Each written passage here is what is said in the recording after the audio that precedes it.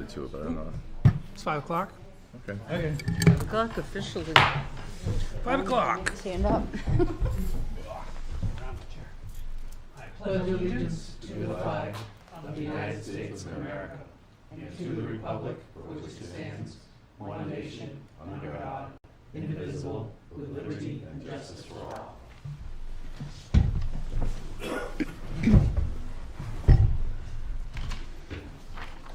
All right, we have. Wait a minute. You do? You can't do anything until Can't you do decide anything who the until we- chairman is. We have to do our board reorganization. Oh, Ooh. You should all have a list in your package. There you go. this? Of who's who. Who's Oh. gonna do what. Oh, yeah, I do.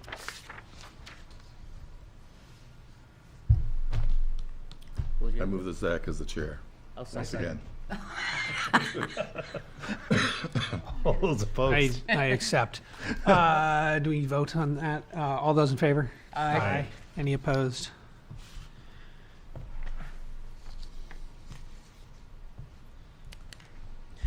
Bill, do you want to stay vice chair, or do you want to give it up, given your, this is your last year? Let's You do want one more time. One last more, time? yep. All A right. grand hurrah here. He says. You wanna make a motion for that, or it doesn't Yeah. matter? No, he just asked a Technically, it's question. appointed, Let's ask the question. but, any opposition to Bill being vice chair? Nope, no opposition. Nah. Sounds good to me. All right, water and sewer. Was that you this past year? It was me. No. You want to stay on it? I don't, unless anybody has a dime. I like Mary in there as well. Stick with it. Planning board. Does Neil want to keep doing it? You might want to query him first before we, Decide one way or the other? yeah. We've kind of talked about it, but Do we want to hold that for the next meeting, I think that so, yeah. conversation? I'm okay with deferring that. My interest as being alternate is purely like last year so that I can be the rep on the capital improvement committee. So if y'all are comfortable with me holding that, I'm sort of recommending myself for both things there unless anybody's got an objection. Nope. Okay. So I'll stay in the alternate and on the capital improvement. Campus community, I'm fine with that. any opposition? Keep Ted there. School district. I'm fine with that too. Okay. Which one were you, Ted? I was both, but. Ted was both with me as a backup whenever he couldn't make it because I end up going half the time anyway. Conservation, I'll keep it too. any opposition? LRPC, we'll put Bill there. And our second is actually not on this board. It's John. John Christ. Does he need to be reappointed, or does he just remain? There are elections, but I think it's just for the executive committee. We can check on that, just to see. Okay. Yeah. Sure. Parks and Rec, I'll keep that too. you're good with that too, Ted? Nobody wants to? Ted takes everything, so if anybody Okay, I'm wants waiting. something. I'm waiting Okay, for him to okay, say okay. yes. Parking and Economic Development, Take that, yep. that sounds good to me. Energy Commission, That's me. you want to stay on Energy Commission, Bill? Sure, yep. Advisory Budget Committee, I'm happy to take that unless somebody else wants it. Probably makes sense. You've had, I've done it before. you're out. Done it a lot. I've done it before. All right, I'll stay there. PSU, I don't think we No, don't have to negotiate this year anyway, but I'll sort of pencil Ted's name there.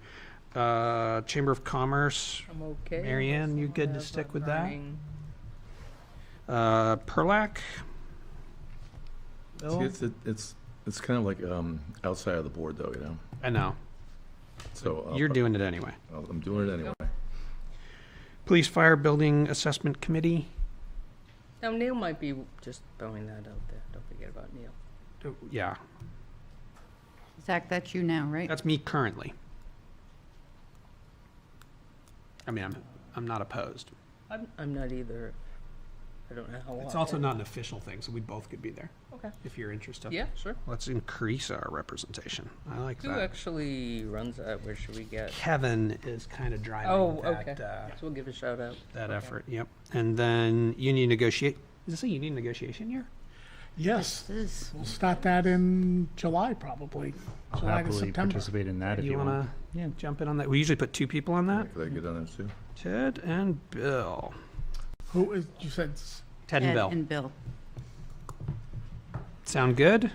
All right, so we'll confirm with Neil on planning board and then just check to make sure there wasn't somewhere else he really desperately wanted his name. All right.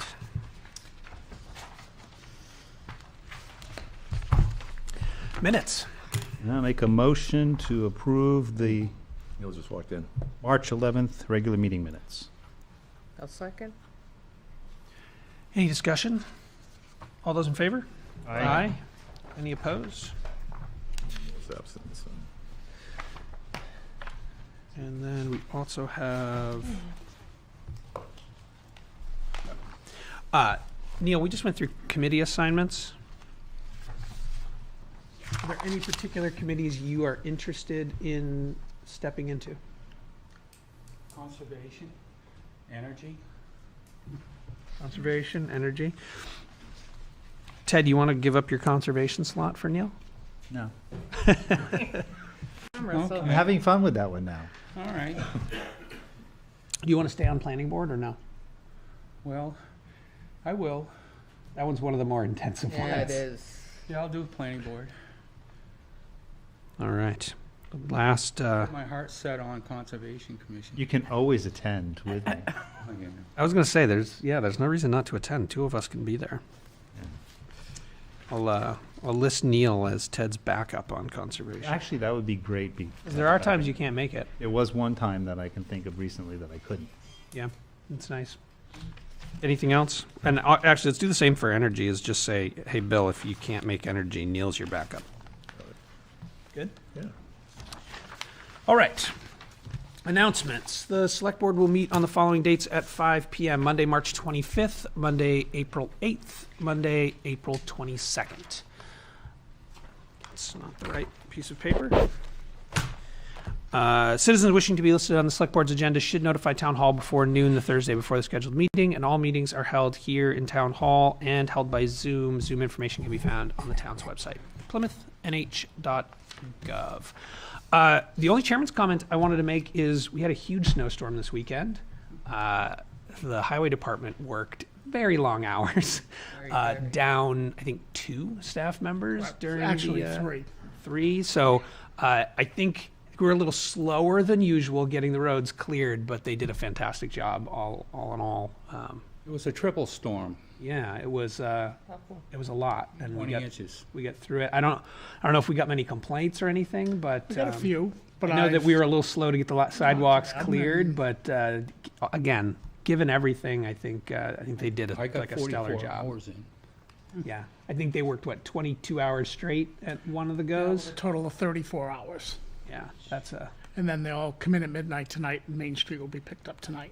it's a full week's worth of work in 2 days. So Everybody had a hard time yeah. with it. big shout out to them. With that, town manager's report. Sure, thank you. First up, budget and revenue for 23-24 update. As of March 8th, the budget and revenues are on track for the year end in June. The budget has 37.5% remaining, and 15.7% of the revenues are left to collect, so we're right on track. Plymouth Fire Department, congratulations to Deputy Chief Kevin Pierce for being accepted to the Executive Fire Officer Program at the National Fire Academy. The application process is very competitive, as they only accept 80 personnel from around the country, and I just found out that 500 had applied for the program. This is a highly respected program that involves 2 weeks per year of graduate level study for 4 years in between each course. The candidate must also complete an applied research project that is relevant to their organization. And great job to Deputy Chief Pierce, and wish him the best on this journey and this new endeavor. Where does he go for that? Is that in Virginia. Emmitsburg, Maryland? Yeah. Yeah. Yeah. Town elections, town meeting. I would like to take this opportunity to thank the residents that came out for the town elections and town meeting. We appreciate your attendance in conversation on the 24-25 budget and warrant articles. Additionally, I want to thank the Select Board, the Budget Committee, and department heads for their work on the 24-25 budget. And a big thank you to Bob Clay that completed 40 years as town moderator. Ivy Lane Culvert, Thurlow Street. I've been able to make contact with the property owners on Ivy Lane. We will be meeting over the next few weeks to discuss the culvert, and what can be done between the property owners and the town to prevent any further damage to Thurlow Street, which has been an ongoing problem for many, many years with that culvert being blocked. Town of Bridgewater, Hunt Road East. I've consulted with Attorney Radigan in regards to obtaining an easement for the small portion of the culvert that Bridgewater owns on Hunt Road East. The culvert has been a problem for many years, and the town has been trying to find a resolution. I've been in communication with the Bridgewater Selectboard and had scheduled a meeting with them on March 21st. That has been now moved to this Thursday, March 28th. Welfare Tri-County Cap. The town of Plymouth received a $3,500 grant for sheltering homeless during the winter months, December 1st to April 30th, from Tri-County Community Action Program. Kirk's consent decree. I participated in the court-ordered mediation with George and Christine Kirk on Wednesday, February 28th at the Pease Public Library. Present were Attorney William Warren, Town Attorney, Attorney James Steiner, Kirk's attorney, the Kirks, and I. We will work on the details, and I'm hopes to have a signed consent decree for the Select Board to review and sign over the next couple of weeks. The delay is that our attorney, the town attorney, Will Warren, is on vacation for the next 10 days, so that's prolonged that a little bit. Assessing and reevaluation contracts. This is an update as we received a draft contract and pricing from Whitney Consultants and pricing with regards to new software Avatar to replace the current Patriot software used in assessing. The draft contract needs to be reviewed by the Department of Revenue Administration before it can be executed. This process will take a minimum of 10 days for them to review the information and get back to Whitney Consultants with any recommended changes. We anticipate presenting this entire package to the Select Board on Monday, April 1st meeting potentially, or the first meeting in May, as we don't want to present a contract without DRA's approval. Hey, Scott. So Avatar, do we have like a whole suite of like Avatar software? Be the whole suite of Avatar.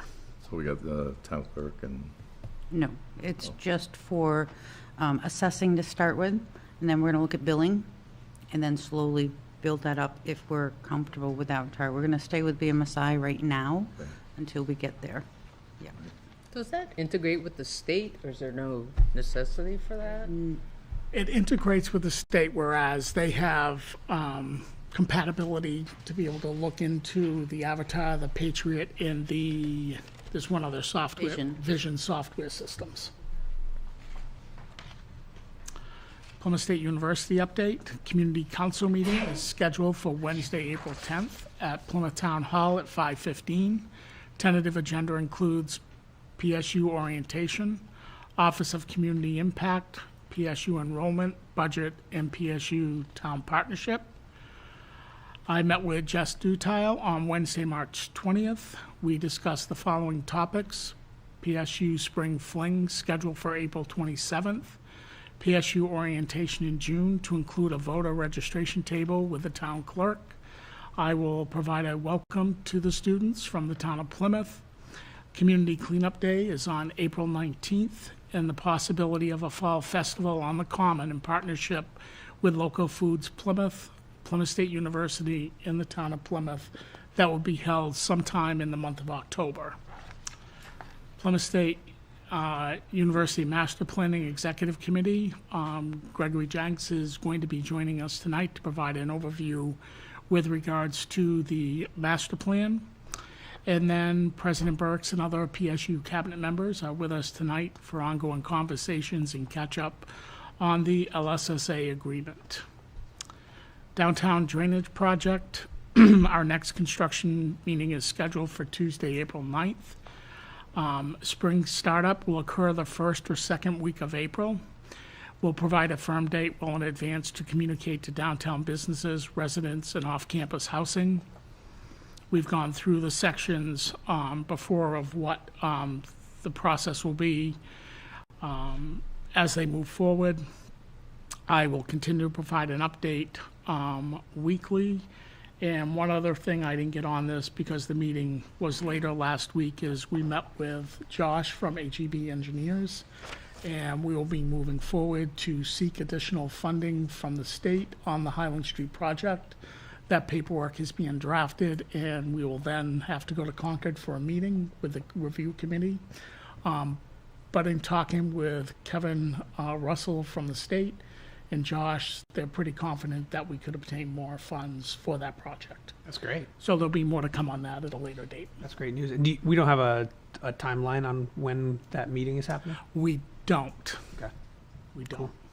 In terms of the construction starting back up on Main Street, is the snow going to slow that down? It's gonna all be melted by then. All right. Yeah. All right. Our positive I thinking. agree. I agree. Too soon to actually put dates on those. I'm sorry, what's that? Too soon to actually put dates on those. The different sections. Well, actually, no. The first section, which is the Warren Russell Street Reclaim and Pave, that will be done in conjunction with Main Street to High Street to Highland Ave. That will all be done at the same time, which is hopefully 4 to 5 weeks, starting that first week of April. So that would put it done first week of May, Yep. give or take. And then Highland to Warren Street, that's a 3 to 4 week duration, so you can think of that being done by Memorial Day. And then the hope is, if things move as planned, that everything would have a final coat of pavement prior to Memorial Day, which is a 3 to 4 day stint in paving Russell, Warren, and all of Main Street. Great. Mid-June. That's tentatively the schedule right now. Any questions for Scott on any of that material? All right. I'm going to take the agenda slightly out of order and skip all the way to PSU so that they don't have to wait through our other items. So we have a bunch of guests from Plymouth State here today to talk, to do a LSSA quarterly update, hear how things are going on both ends of the agreement. And I don't know how you guys want to approach that. Our table here is only 2 chairs, and there are a whole lot more than 2 of you. But we do have, Dan, do we have the environmental mic functional, or do we have to have people walk to the mic? Walk to the mic, it doesn't pick it up well enough. Okay. Thank you. So yeah, What the plan was in talking with Tracy and President Burks was really kind of a catch-up every quarter Yeah. to kind of get an overview of what the continued collaboration is on partnerships of things that we're working on together, as well as the university to provide an overview of the student enrollment, the budget.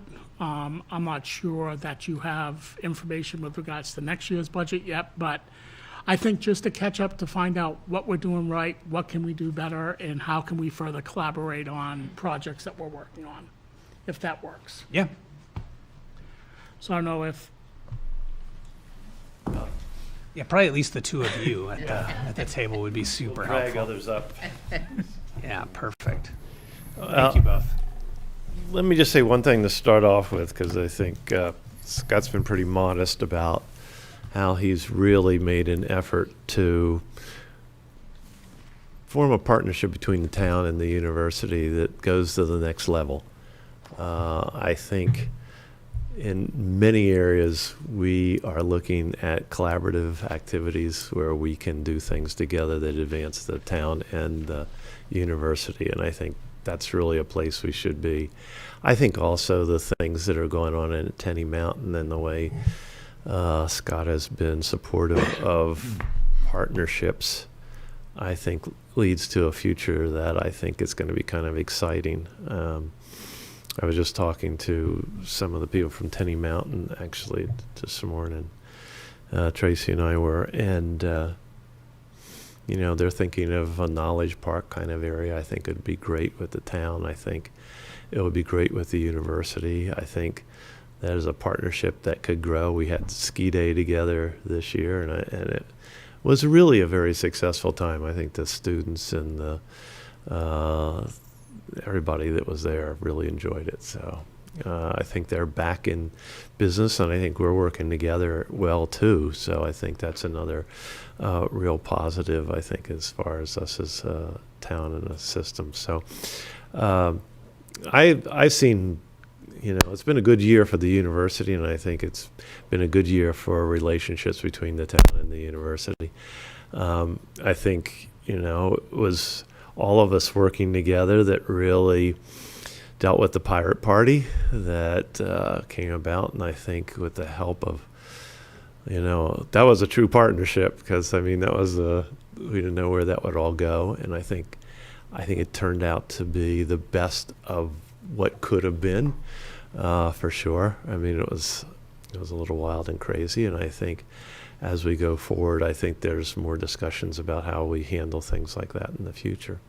I think we're also working together on what we do about Spring Fling.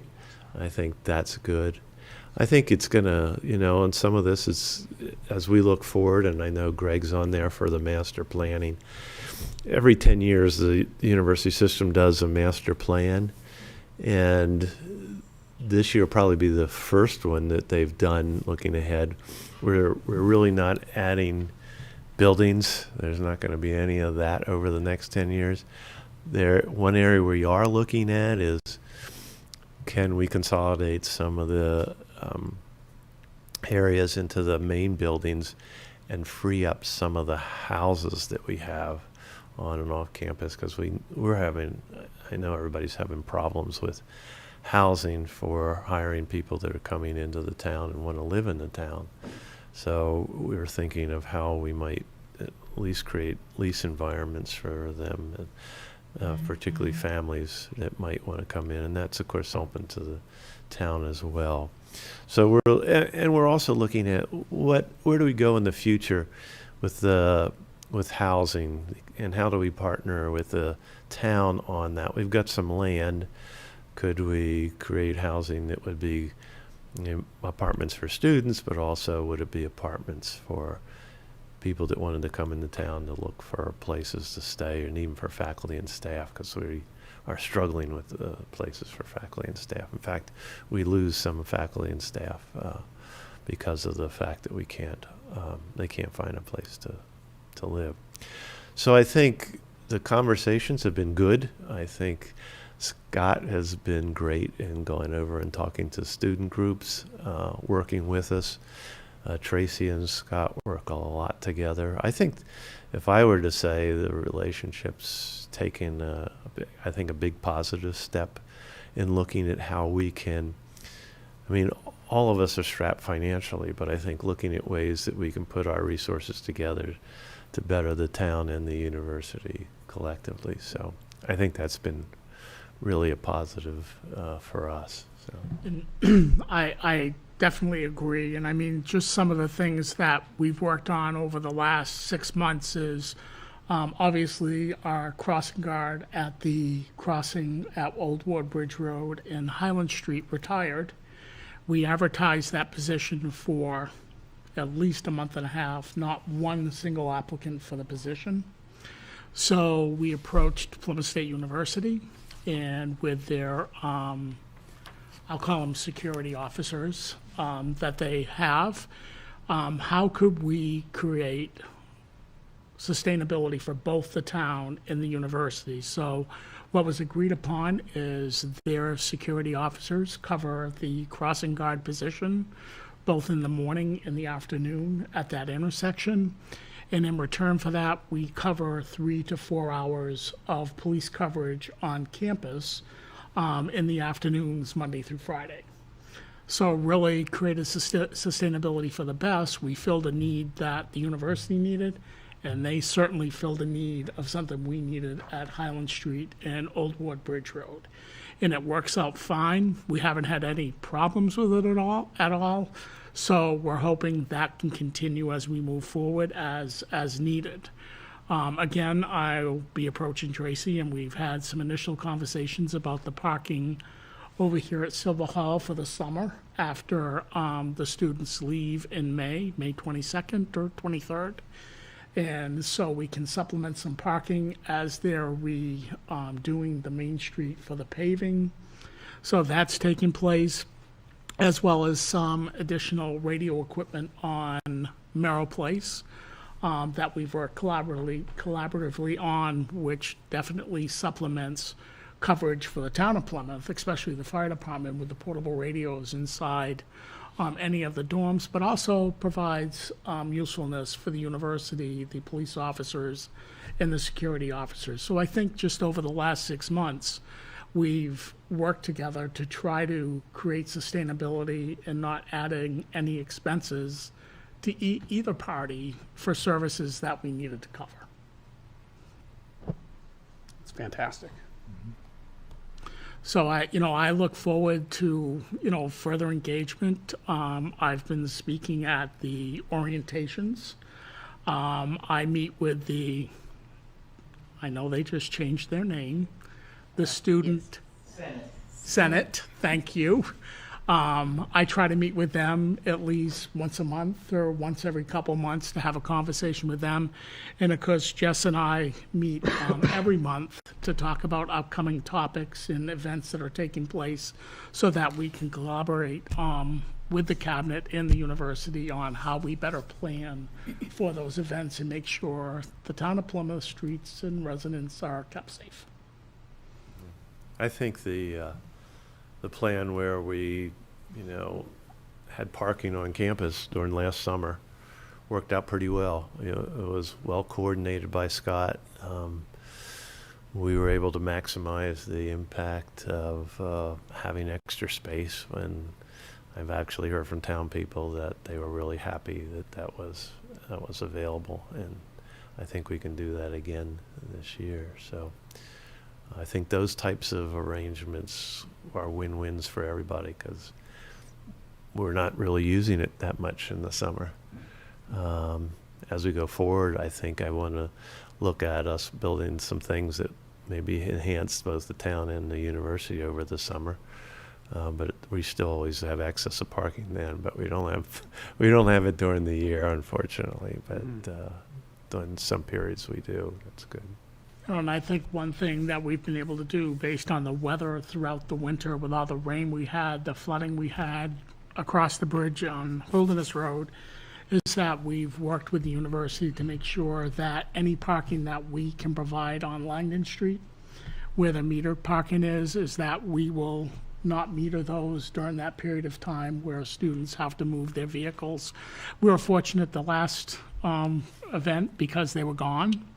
But prior to that in December, we let them use the Langdon Street area to park vehicles that there just wasn't any other space available based on the flooding that took place down at the All-Well Center during that time. So in my opinion, I think things are going well. And I think the key is that we continue to communicate. We're open, we're honest, we're transparent, and we continue to try to create sustainability for both the university and the town. Yeah, I agree completely. I think it's been, I think for all the intents of what we were trying to do with the LSSA and working together, I think we were on a good path, actually. So, and I think Scott and Tracy have been really a partnership in making that happen. So, I think the other key is a shout out to John Christ for the work that he's doing with the cluster project that Marianne sits on and Bill attends, is that now we feel, at least I feel, there's a little bit more momentum knowing that the classes are being developed for that fall semester, and we'll start seeing something come from that. But I think in our last meeting, and I don't know if you agree, Mary Ann, that we did make some progress, and we have some targeted areas that we'll attack as we're meeting monthly. So I felt good about that, knowing that the course is being developed and that it's going to be specific to the items that we're talking about with parking, with transportation, with the downtown, with down on Green Street and the amphitheater and the parks. And it's just very exciting knowing that hopefully after these classes are developed and the students are involved in that, that we see this project come to close with success for both the university and the town. We certainly saw some traction, I would agree, which is nice. Yeah, and I think, you'll get a lot of different ideas, but I think one of the things I always like about, I've sat through several of these student presentations for different towns and areas, and one thing you do get is a bunch of really creative ideas. So, I mean, not all of them would be things you might consider implementing, but there's enough there oftentimes that everybody that we've done this for has really found it almost as exciting as the students. And the students have learned so much. They learn what it is to put something into practice. And that's part of our cluster sort of philosophy, is to blend the classroom experience with actual in situ experience. So it's a great partnership. I think I might have been hesitant to the idea until Bill invited me to a legislators breakfast down at the Orwell Center and heard the presentation that the students did on the water sewer system in Gorham, I think it was. Yep. And it really made me a believer to see how much devoted interest and work ethic that they had in that project. I think the other thing is we now have 2 interns from Plymouth State University in the town of Plymouth. We have one at the police department who's in the criminal justice program. And we have Avery, who just joined us 2 weeks ago in the planning and zoning department, and really catching on very quickly. And I think what's unique about, I've followed along with the police intern, but watching Avery in the planning and zoning department is her and Joseph are so close in age that watching them work collaboratively together and Joseph train her and bring her along has been amazing in the past 3 weeks. So it's truly beneficial to the town of Plymouth of having Avery working with Joseph, being so close in age, and how quick she's catching on with regards to not only what's happening in planning and zoning, but she has a true interest in how municipal government functions. And she asks a lot of questions, which is fantastic. And obviously our hope would be that she'd want to stay in Plymouth and work in the town of Plymouth eventually. So we know that's not going to be the case with the intern at the police department, but at least he's provided a lot of assistance at the police department with several projects that Alex and Nate had assigned him. So just 2 other pieces of working together. Oh, it's been great. Actually, it's been a good year for building relationships. And I think it's in large part because Scott and Tracy have been working very closely, and Jess and some of the others. And Scott's taken a real effort to build bridges across the university in several areas, and closeness with the students, which I think is really great. That's fantastic. And I just think it's good for us all to get together, catch up, so there's nothing left unturned or discussed. And I think these are perfect conversations for us to have. Not only does it bring the board up to date, but it brings the townspeople up to date on what we're doing and how we're trying to work closer together to create sustainability for both the university and the town. Yeah, we hear about it in your town manager's report, but I think both for the town and for the board, it's nice to have you here and hear that it's going well on your side too. We've heard Scott talk a lot positively about, how much relationship has been built there. It's great to see. Yeah, I think it may be the best it's ever been, actually. Do you or any of the cabinet folks have any questions for the board? Anything about what's going on in town? Anything we can help with? No, it was helpful to hear about, and we get the town report now, so that's great to get. So we're on top of a lot of things. Scott keeps us very much in the know. I think it was good to hear also about what you're planning to do as the summer comes with the streets, because that helps us know how to handle things, and I think that's really I good. can tell you that Main Street will be ready for graduation. That's good. That's because we're starting to think about that because, we're getting close to the point where it's only a little over a month away. Right. So, yeah. So it's great. I'd just like to make a comment that the AWAS station at the airport is greatly appreciated. Oh, okay. Good. Yeah. I'm glad we're still able to maintain it and keep it going. It's been a good partnership too. I don't think we have any plans on shutting it down. Right. Okay.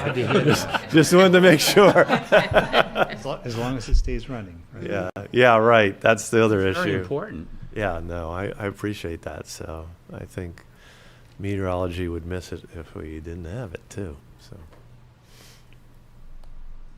It's always a challenge keeping the equipment up to date or keeping it working when it's out there. I'm well aware of that as well. So I've been out there a few times. yeah, right, right.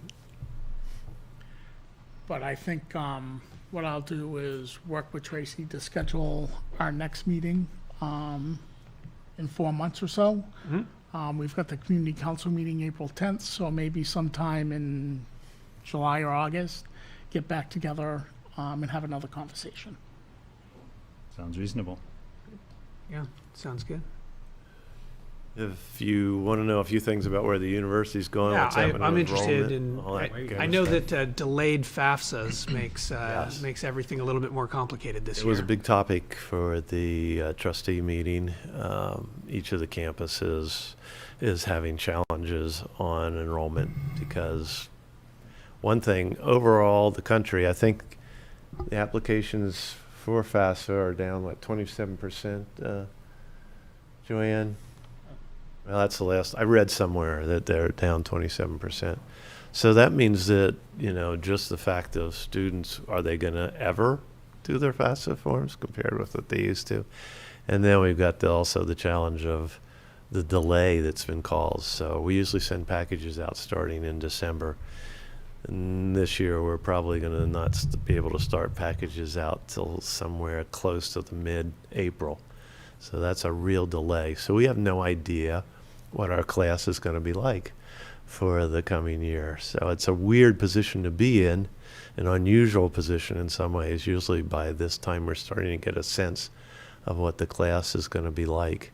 We know we got good attendance at the admitted students days, but how does that translate? We just, I don't know. So, so we can't really tell you anything. None of the universities can tell you that, whether they're public or private or anybody, right now, because we're just starting to get the first test cases from our provider, and they're all screwed up a lot of times. So we've got a lot of work to do. Otherwise, so that puts our budget for next year into a little bit of uncertainty because we don't know how many students will be here. So we can't tell you a whole lot about budgeting process. We're budgeting for a smaller class just because we think that's the conservative way to do it. It's going to be hard not to run a deficit next year, but we work through the year each time trying to and hoping that the things like student enrollment will not be as we projected, or it'll be better than we projected. So I think we'll continue to do that. We'll know, really, we'll probably have a pretty good chance somewhere not until July, maybe, or the next time we might, July or August time frame, which is really late. We're actually probably going to move our application deadline from May 1st to July 1st. That's kind of typical of what other universities are doing. Or they're maybe moving it to June 1st, and we may do that as well. But we realize that many applications are going to come in after June. At least we hope they will anyway. So very uncertain environment for higher ed right now. But all in all, the campus is doing well. I think we're having a reasonably good year. The students have been, on a whole, really great. I think it's always interesting to see how students behave and act. We have some problems in the residence halls, which we typically have, but I think on the whole, I've been impressed with the students. I actually even think even at the pirate party, they were pretty well behaved. And we're hoping that's going to be the case at Spring Fling as well. So, so far a good year. Told you a little bit about master planning, but that's really going to be mostly focused on what do we do as we do. Each year we set aside a depreciation budget for the buildings. It runs basically about $9 million, $9 to $10 million, which we do to try to take care of the most challenging parts of the buildings who are aging very, very much these days.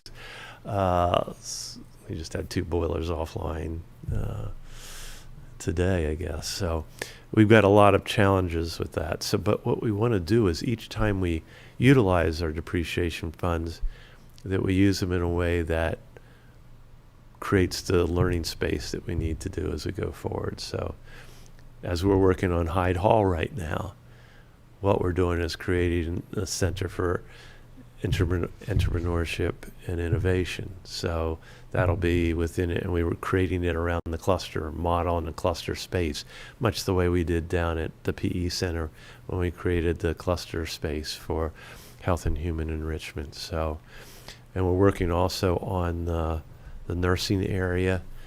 We got a grant last year, Senator Shaheen put in, that gives us $2.1 million to really increase some of the space that we've got for nursing. So we're going to try to expand the nursing and the physical therapy, maybe, because they share a lot of space, but expand the laboratory space. So this will give us the possibility to increase the class size in nursing, which I think is always good, because nursing draws a lot of students who may not go into nursing later, but go into the health fields or associated health fields. We're looking at maybe how do we maybe look at or start a physician assistance program or something where we have a master's degree after the nursing program. So, and that's sort of associated with that investment. The robotics area in D&M is going to be able to do not only, the robotics that we typically would think about in an academic environment, which is those robotics with sensors and what you sometimes see, pattern recognition, artificial intelligence, making decision processes, kinematics, those types of things. But also there's an application side in there that extends the makerspace. We'll have the capability for, in essence, creating a space for an industrial manufacturing cell, advanced manufacturing cell. So that gives us the opportunity to sort of bridge the gap between what's going on in 2-year programs and what we're doing in 4-year programs. And it also addresses what I think will hopefully be with the work that we're doing in Hyde Hall with the Innovation Entrepreneurship Center and the work we've done in D&M to create the makerspace, and now this industrial space, which was another grant by Senator Shaheen, that gives us the equipment that we need to actually create an advanced manufacturing cell with robotics involved. So it's the application side plus the sort of theoretical side. So that's really going along well. And we're looking at how we reinvent the library some to make it a space that is more of a study space. As you know, historically, libraries were really for where you went and you got books out and things like that. We still do that, and that's a big area, and we've opened it to the town, and townspeople can check out books, and it's a good arrangement that works for both of us. But now we're just looking at how can we also expand it so we create more space for students to come together and work together, and also town people can come and work together. So it's an evolution, I think, that's very much following our cluster model. as we go forward and trying to create a university that's built for the 21st century and sort of a leading edge university. And I think we're doing that in many areas. I mean, there's classes, there's a module right now online, and you could take it that's on artificial intelligence and how you might use that in your various activities. It's an asynchronous sort of course that's put together by the CoLab. So the CoLab's doing lots of outreach activities. So I think we're reaching out and trying to be as good a community members as we can as we're reinventing the university space and how we do things. So. Can you tell us more about what's going on at Hyde Hall? Yeah, I think, Tracy, I just had a tour, so I'm kind of up to date. I think it's going to look really great. What they're really working on now are floors 1 and 2. Yeah, so it's hard to imagine when you're walking through it right now what it's going to look like, but you can see the basic form of what it's going to look like, and I think it's going to be great. It's basically creating a space where businesses and students can come together and work on problems and challenges, much like we're trying to do with the courses in the town. How do we provide some sort of an incubation environment where we can actually work to solve problems that businesses might have, which might lead to the location of businesses into the area. Also, we want to develop the school into really an applied school of business, and I think we're trying to create that environment that's a cluster sort of based environment that gives us the kind of educational environment that allows a lot of discussion, a lot of interaction, a lot of working together, a lot of applying of skills, a lot of problem solving to make and develop those students that come out really ready to apply the knowledge to actual experience. And in the course of it, develop more opportunities to be working with businesses. So it's a change in the structure of the building some. The classrooms are changing. We're trying to enlarge the areas and the space so that it gives us more room for students to be able to work together and move around and work on projects. So I think it's going to be the embodiment of what's going on. If you go over there right now, it's full of people working all over the place. So it's like an open construction site. I mean, when I was over there with the tour, because it was Thursday a week, it was incredible. It's an active construction site, wearing hard hats and everything else. So the top 2 floors now, 3 and 4, are at least preliminarily done. I don't think that's the way we're going to finally leave it. We want to really work on expanding some of the areas on the 4th floor to create larger classroom space or move more offices into that, and then we can move offices out of buildings that we've got that are houses and use them for sort of rental or lease areas for people that want to come into the town. So that's kind of the story. We're on track for fall of 25 to be done. We hope we'll make it. The long lead items are the mechanical sort of systems. I think we're out 44 weeks or something. 44 weeks. So we've got, COVID still has left supply chain issues. But I think we're on track to get it finished. But if you go over there now, you have to wear a hard hat. Maybe join in. I don't know.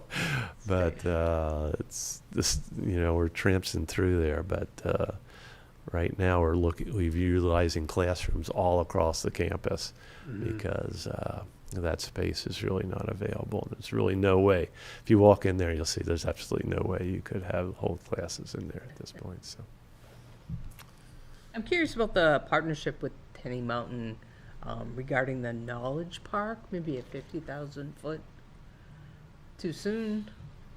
probably too soon to Okay. talk too much about it. I think what we're trying to do with Tenny is explore and support them, and as they they're creative. It's a really creative group that's in there now, and we're talking about how we can partner with them to help develop the community and the region. And we were just talking today some about, hey, what do we do in summer? Could we do some things where because we got the Adventure Ed program, could we help them and work together on summer activities? So Tenny Mountain could maybe be a destination for summer activities.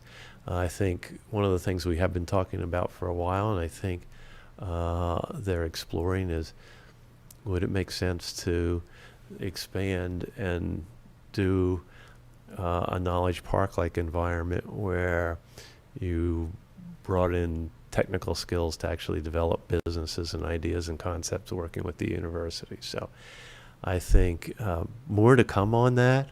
I think it's at the sketchy point right now. It's sort of been a sketchy point for a while, but I think this group that's come in to ownership of Tenny Mountain not only has the vision, but it has the will and the means to implement. And so I'm excited about where our partnership will go. I think Steve and Rich have been really great assets and will be to the community as well as to the campus. I know they're working on workforce housing as well.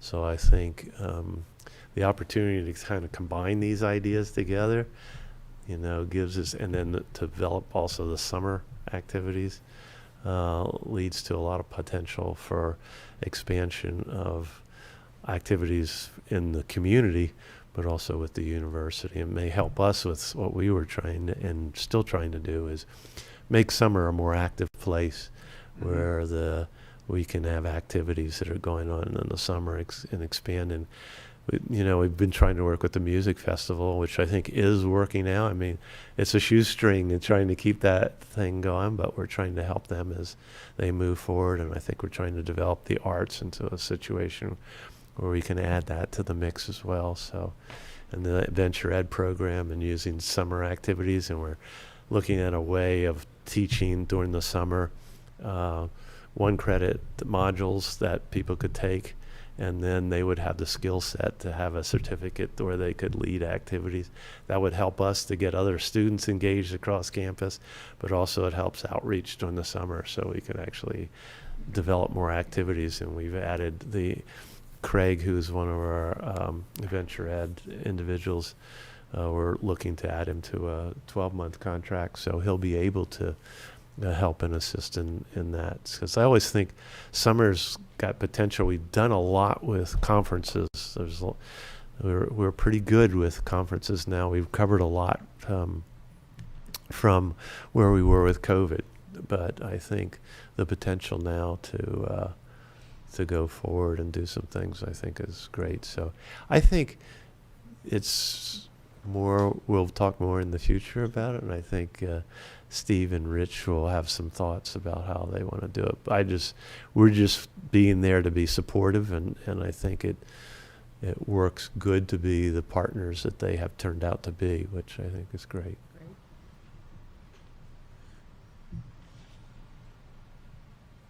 Any other questions from the board? I have none at this time. You want to add anything, Tracy? She's like, I'm like, well, good. She's like, you got it. Now, I was trying to think of there was a couple other things. Scott has participated with us in a couple searches. That's been great to have the community input.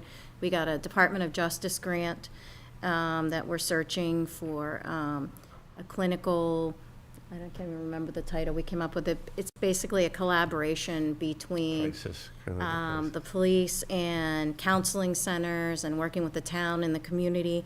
That posting was just posted last week, so if you know anybody that would be interested, please drive them towards the website. We got a grant for EV chargers. We're going to look at the Lightning chargers up by Citizens Bank, maybe. I'm trying to think of a few other things, because we get a lot of notes from the community, too, on things that they're looking at, so we try to go through those, and I'll show them to Scott, and we prioritize them. The chargers were one of the big things that kept coming up, so... Yeah, we've seen that. We had one kind of fall through on Court Street. Yeah, so fingers crossed we got the grant. We're thinking about Citizens Bank. Brian Eisenhower was really instrumental in getting that for us. I was trying to think of some other partnerships that we had. There's a lot going on. That one hasn't been announced yet. No, Yeah. we haven't announced that yet. So we just sometimes have to be careful about what Yeah. we're. Well, it was, the pieces weren't announced Yes, yet. right, yeah, that's right. So, But that, if it all works out, will present some opportunities for energy collaboration between the town and the university. Good. I mean, the one other thing I can think of is where the university police department has been short. We've been able to supplement coverage at a reduced rate from our special detail rate. And the reason being is that we're not using a town of Plymouth vehicle. The university is providing one of their cruisers for that patrol that takes place. A directed patrol on campus when they don't have an officer available, as well as we've been working with training Shannon, the new police officer, at the university with Plymouth PD, as well as on the university campus. That's great. Anything from the extended cabinet? Gallery out there, yeah. You don't want to come up and use the mic? As long as they, We got the portable one. the portable one going around. Well, they can be on camera on this one. That's true. Well, it's nice to see you all regardless. Well, everybody wanted to come. As the partners we are. We thank you for coming tonight. Yeah, we appreciate you. Yeah, thanks for Appreciate coming. being invited. Thank you. And I don't know, Zach, if you want to move right into, Gregory has the presentation on the master plan Oh, yeah. overview. Yep. And I think Is he online? he is, Oh, yeah. Right Yep, there. he's there. and I think he might want to, you're able to share your screen, Greg, are you? Let me give it a try. Yeah, looks like it'll work. Thank you. Go back to my seat. That working for everybody? Yep.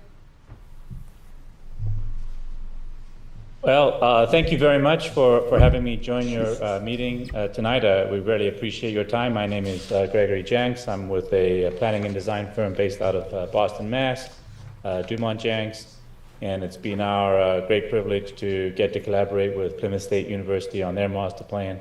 And I would like to echo Dr.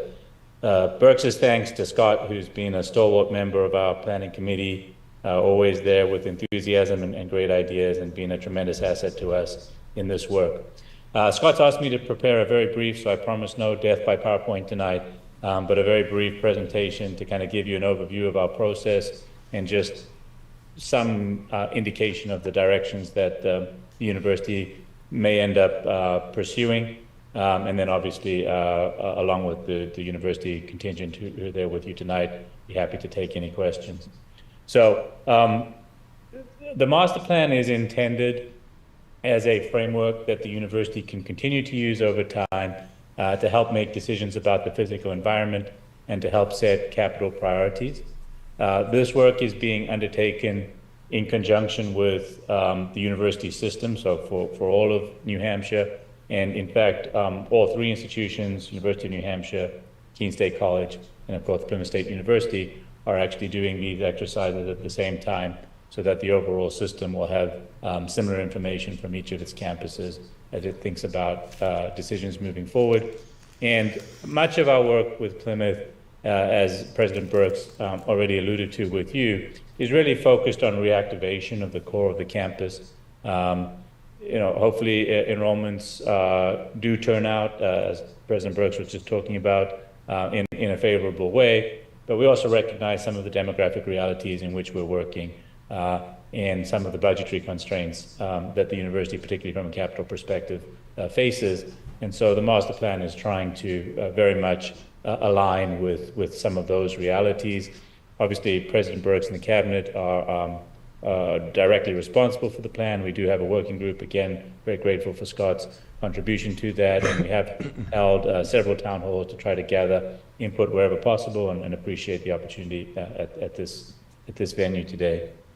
So to give you some sense, it's very important to the university and to us that any planning ideas that emerge, any potential capital investments that are proposed, come from a basis of good data and facts.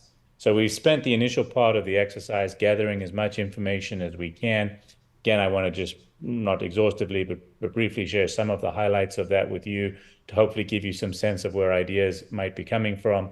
And then I'll finish with just a couple of the kind of key points, which again are really primarily inward focused, but there are some specific points of connection with the town, which are super important. So just an aerial for us all to see. Our downtown core is right here. This is the historic green of the university over here, and then of course our athletics facilities on the east side of the river here. So just some initial observations. There's an incredible sense of place at the university. I can tell you that we're fortunate to work nationally. I can tell you that there are many other universities out there that would absolutely give their eye teeth for a setting as amazing as this. And it really is a treasure and an immense resource. And that's for multiple reasons. Obviously, our site on the ridge is very powerful. We have these tremendous views out over the mountains.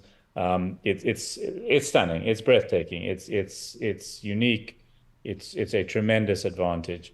And then, of course, I think Scott earlier alluded to some of the issues we've had with water in the last year or so. But we do understand the condition of the valley and the river, and we've been thinking about that. And when we think about the campus proper, one of our primary planning tools, I'm sure it's something you think about as well when you think about the town, is this 10-minute walk circle. It is very important that we think about that from a campus perspective. Obviously, it's our class change time, but it's also just the basis of a good compact neighborhood. And because of our topography, we're calling it an ellipse rather than a circle, just because we sometimes have to go up and downhill. But thinking about activity in that core is very important. And one observation that we've had is that when you think about the historic core of the campus around the green, it truly is a kind of classic New England college identity. The architecture is magnificent. The open spaces are magnificent. The buildings and the open spaces work together in a very classical and very powerful way. And that sort of clarity of composition, that quality of building and site is a tremendous asset to the university, to the town, and to the region. But one observation, I think, is that as the university has developed to the north, that growth has been more incremental, a little bit more opportunistic, again, probably, just because of when funding has been available. And so the northern section of the campus lacks some of the clarity that we have in the historic core. So one piece that we're working on is really just kind of an open space idea that we could potentially bring to that northern section of campus to extend the clarity and classic identity of the historic core into the northern section of the campus, and bring some order and clarity in that area. And then the final piece I'll offer in this sort of context piece is the university's proximity to the town center is an unbelievably important asset for the university, and hopefully for the town center as well. For example, we're working up in Vermont at the moment with some, kind of similar state institutions, but the founders of those institutions didn't have the foresight to connect the university and the town. And in many cases, those campuses are 10, 15 minutes away from the town center. And our ability here really to just have the town center, I won't say as part of the campus, obviously we're separate entities, but for the one to reinforce and have synergies between the other is just huge. It adds to the vibrancy of the campus. It adds to the draw. Our students want to be here because of the amenities of the town center. And then hopefully for the town center, you benefit from the population that we're bringing. So that synergistic combination is hugely important. You can't have a great university without a great town. And we hope similarly that the town benefits from having a great university within it. So that isn't something I prepared just for tonight. This was one of the very first observations we shared with President Burks and Tracy and the university. And you'll see toward the end of the presentation that, if anything, we want to make that connection even stronger. So in terms of the analysis itself, it's fairly wide-reaching. Again, a lot of this is internal to the university, so I don't want to bore you too much, but I do want to give you a sense of the breadth of what we've looked at. Obviously, we're trying to understand the full range. So university, a little over 60 buildings now. It's about 1.4 million square feet in total. Of that, the split is around 65-35 between academic space and residential square footage. These numbers now, we're going back to fall of last year, but you see at that point it was about 3,300 undergraduate students, a little over 500 graduate students. And of course, we are very diligently looking at the parking. We certainly understand the impact that a university campus and the students can have on a host community with respect to parking. So we will make sure that we have adequate parking on the campus and try to minimize that impact on you and on the citizens of the town. Again, we've looked in detail at the topography to understand the power of the ridgeline, where the knolls are. This affects areas where we can and can't build, so on and so forth. Classic construction library at the high point of the campus. So many things of that nature that for campus planners we really like. And then, of course, the topography, just really has some of these zones where we can't build at all. So we're cognizant of that. And you can see that the development of the campus really has been shaped by where the flat land is. So these kind of natural systems play a large part in the history of the campus and will continue to play, obviously, a huge role in the campus moving forward. Of course, along with slopes and mountains come issues with the river of potential flooding. So we do have some of our fields on the east side and some of the buildings there in some of these FEMA regulatory zones. So obviously we're going to be respectful of the FEMA regulations, but it does affect the uses of things and where we can put them. And so we pay particular attention to that. We pay a lot of attention to the open space network. We pay a lot of attention to how folks move around our campus. Obviously, we hope that to some extent the community feels like this is a resource for them as well. And there are some beautiful spots on campus which the trail system helps us navigate, and which again can be a tremendous resource, not just for our students, but for the community at large. And of course, not just pedestrians, but very important to understand the street network, where cars are going, where folks are parking, how those traffic flows exist. You do see that a lot of our streets run east-west, whereas a lot of our pedestrian desire lines are north-south. So thinking about everything we can do to minimize those pedestrian vehicular conflicts, make it as safe as possible for our students, those are a lot of the things that we think about and work towards. And then, as I mentioned, we are looking very closely at the parking situation. At the moment, really our faculty and staff tend to park in the southern portion of the university. Our students tend to park on the north.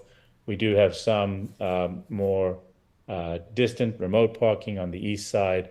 So again, as we think about any moves, if we were, again, there's not envisaged massive new construction, but if we were to lose any parking lots, we would make sure that those were replaced so that there are no additional impacts on the town. This is a fun one, and again, if you haven't seen this kind of data before, it might surprise you. You could probably win a bet in the local bar tonight. This is just showing the different kinds of space that the university has, not looking at residential space. But these numbers are pretty much in alignment with most of our peers. The really surprising thing is that it's really just a little under 10% of the non-residential space on campus that's devoted to classrooms. And again, that's for folks who don't get to work with this kind of data all the time, that can be a surprising number, but it's very typical for institutions of our profile. And you see how much of the university space is in offices and some of these other kinds of support facilities. I'll mention, we are particularly blessed at Plymouth State with some of our athletic and physical education spaces, over 100,000 square feet in that area. And that, I think, is certainly something we can be proud of, and something that is fairly unique for an institution of our profile. So that's pretty cool. We're also trying to understand how the space is used. Again, a lot of this is inside baseball, and I won't bore you too much with some of the details. Here, we're just looking within the classroom inventory, when the rooms are used, at what time of day. And the takeaway here is that we as the university can begin to think about this space in some new ways. There are some efficiency opportunities President Burks mentioned with respect to Hyde, that there are new pedagogies, that we're really interested in active learning and project-based learning that requires slightly different configurations of these rooms. So this whole idea of not just renovating buildings because of their condition, but also to improve the student experience and to provide access to new modes and new modalities of learning is really a thrust of this work. And the data supports that we probably have some of those efficiencies to do that without having to build new space. We've looked very closely at where space is. So these maps, these are heat maps, the intensity of the color is showing the concentration of the space. So for example, if we're interested in specifically the classroom space, you were talking about Hyde a few moments ago. You do really see that Hyde is the workhorse building for the campus. So when President Burks was saying with Hyde offline for this renovation, we've had to scramble around a little bit. You see from a picture like this exactly why that is. And then obviously, there's the sort of support spaces, the office spaces, those are fairly well distributed across the campus.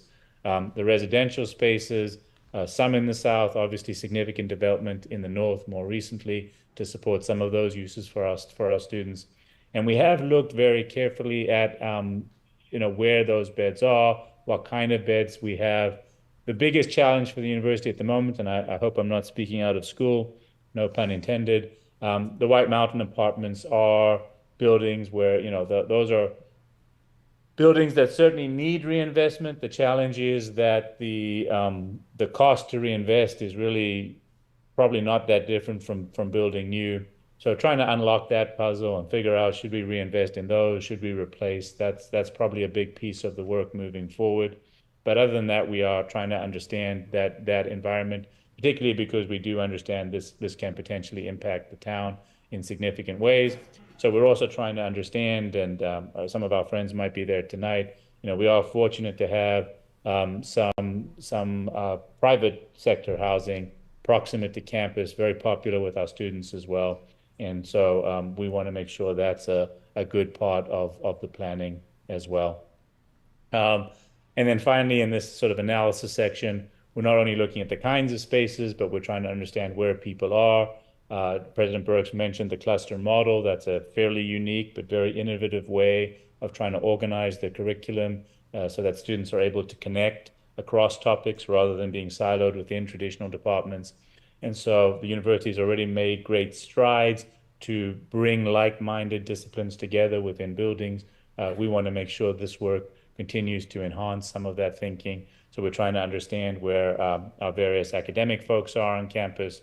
We're also trying to understand and maximize that student experience. So some of the buildings that obviously really stand out, Lamson Library, Dr. Brooks mentioned that as well as a potential building. The Hub is a hugely important building in our students' experiences. Are there opportunities to enhance that building? We're looking at that. And then the dining hall prospect, that's another building that we've looked at closely, especially with that service stock on the street. Are there ways that we can potentially make some interventions there and think about that? And then finally, some of the administrative uses on campus. And then last but not least, our kind of athletics and recreation facilities. We do have a couple on the core campus, but those largely are on the east side of the river. And so trying to think about the connection between the core campus and then some of our other facilities, particularly our athletics facilities on the east side, is another potential focus for us. So again, I apologize for going relatively quickly. I just wanted to give you a sense of confidence that as ideas begin to emerge in this process, they really come from a deep investigation into all the available facts and trying to then align all of that with the specific mission and very unique and powerful academic cluster model that we have at Plymouth State. So we're still nothing finalized yet. We don't have a final plan to present, but we did want to give you sort of a sense of the flavor of the ideas that are emerging. And first and foremost, as President Burke said, this plan is mostly about reinvesting in existing buildings, both in terms of capital renewal, but also to try to implement some of these new pedagogies exactly in an analogous way to what was described for Hyde Hall. So just to give you a sense of what some of these buildings might be, and again, this is preliminary, nothing finalized yet. We do think the library offers some unique opportunities. President Brooks stole all my thunder, which is very appropriate because it's actually his thunder in the first place. But the role of the library on college campuses has been changing over the last 10 or 15 years. That doesn't mean to say we don't value books. Of course we do. But thinking about how we can maximize that space and make sure it contributes to the student experience is hugely important. A couple of buildings, Memorial and Rounds, are likely good candidates for some of the kinds of refreshes that we're currently doing in Hyde. There may be some opportunities in these buildings to bring in some of these slightly larger spaces, which, as President Burks was just talking about, are very necessary for some of these more active and engaged pedagogies. The dining hall is really about trying to think about how we end our great historic quad, maybe trying to resolve that service in a little more aesthetically pleasing fashion. And then, as I'm sure you know, the PE Center is a large building. We've been able to renovate parts of it, but we would like to continue that. Certainly the gym is a focus. So, there may be other buildings that think into this sort of residential life solution. Again, that'll have to be a part of the thinking. But that's really the focus. We're not looking at significant new construction or anything like that. It really is more about how we make the most out of the buildings that we have, and then how we extend the open space character that is so remarkable in our historic core into the northern portion of the northern section of the campus. And then last but not least, we do think that some of those open space ideas can not only better help us connect the campus within the campus, but help us connect the campus in the community. So one idea that we've been toying with, and again, these are all just preliminary ideas, is if you look on the southern side of Rounds Hall, iconic building on campus, obviously the bell tower, the clock tower, tremendously important. Is there an opportunity, given that this is on a direct alignment with the town center, could we put in a grand stair on that side of the building, especially if we're coming in and reorganizing parts of the building internally, to really make that connection between the town center and the university explicit, to be as welcoming as we can to the community, to allow our students better access to the town hall. It could be a relatively straightforward, obviously not for free, it would cost some money, but I think it would be a magnificent physical realization of the strong collaboration and strong sense of mutual responsibility and connection that you've all been talking about so eloquently for the first part of your meeting. And of course, we'd also look and make sure that we had accessible options as part of that. So that's part of our thinking.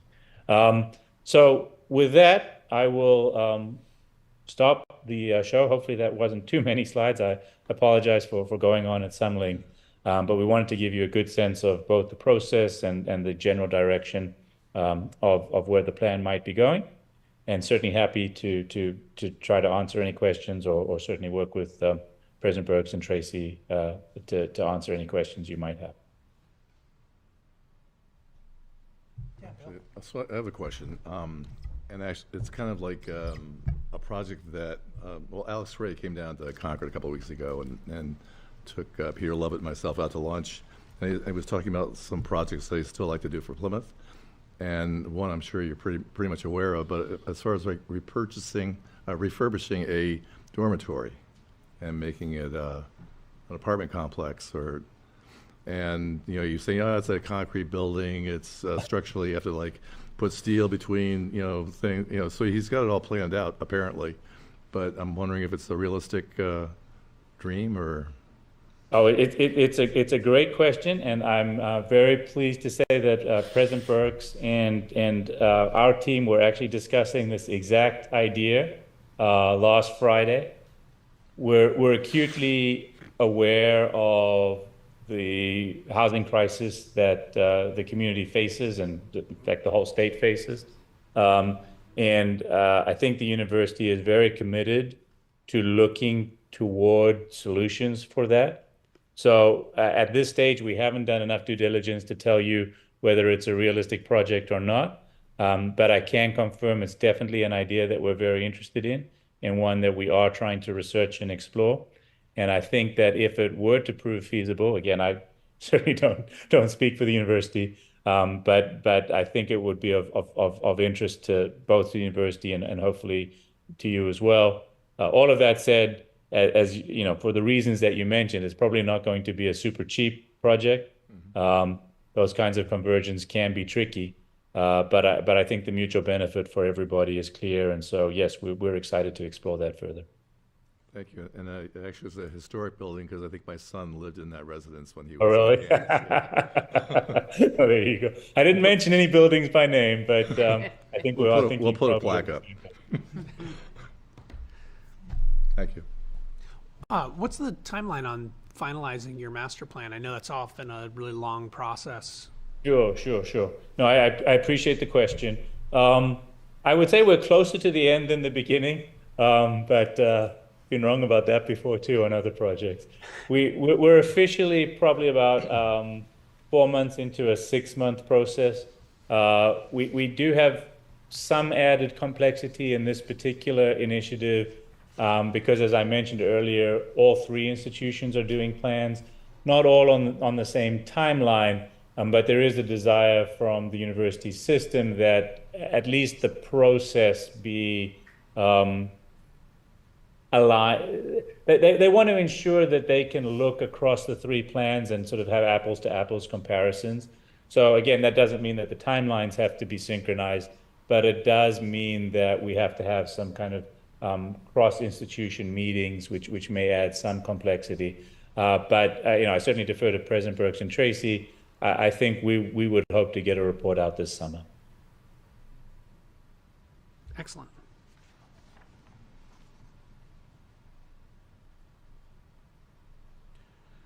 Any other questions? All right. Well, thank you so much, Gregory. You bet. Thank you for your time. I appreciate it. Good luck for the rest of your meeting, and good luck with the snow. Thank you. Thank you. Bye. All right. Well, we will move on from all of the Plymouth State content for this evening. Thank you all. Thank you. Really appreciate you. Thanks for inviting us. We'll move on too.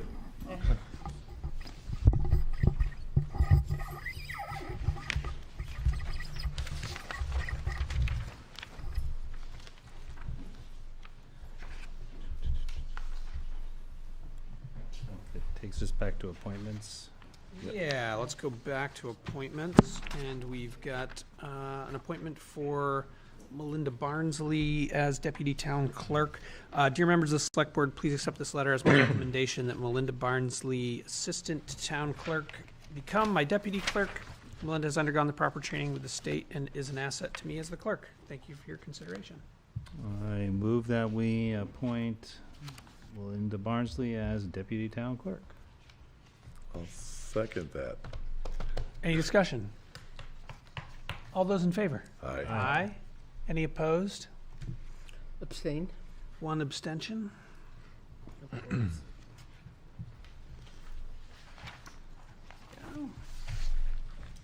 And then we have a reappointment to the planning board for for Michael Bouchard. Dear Town Select Board members, I was appointed back in February 22nd, 2021 to fill an alternate planning board position.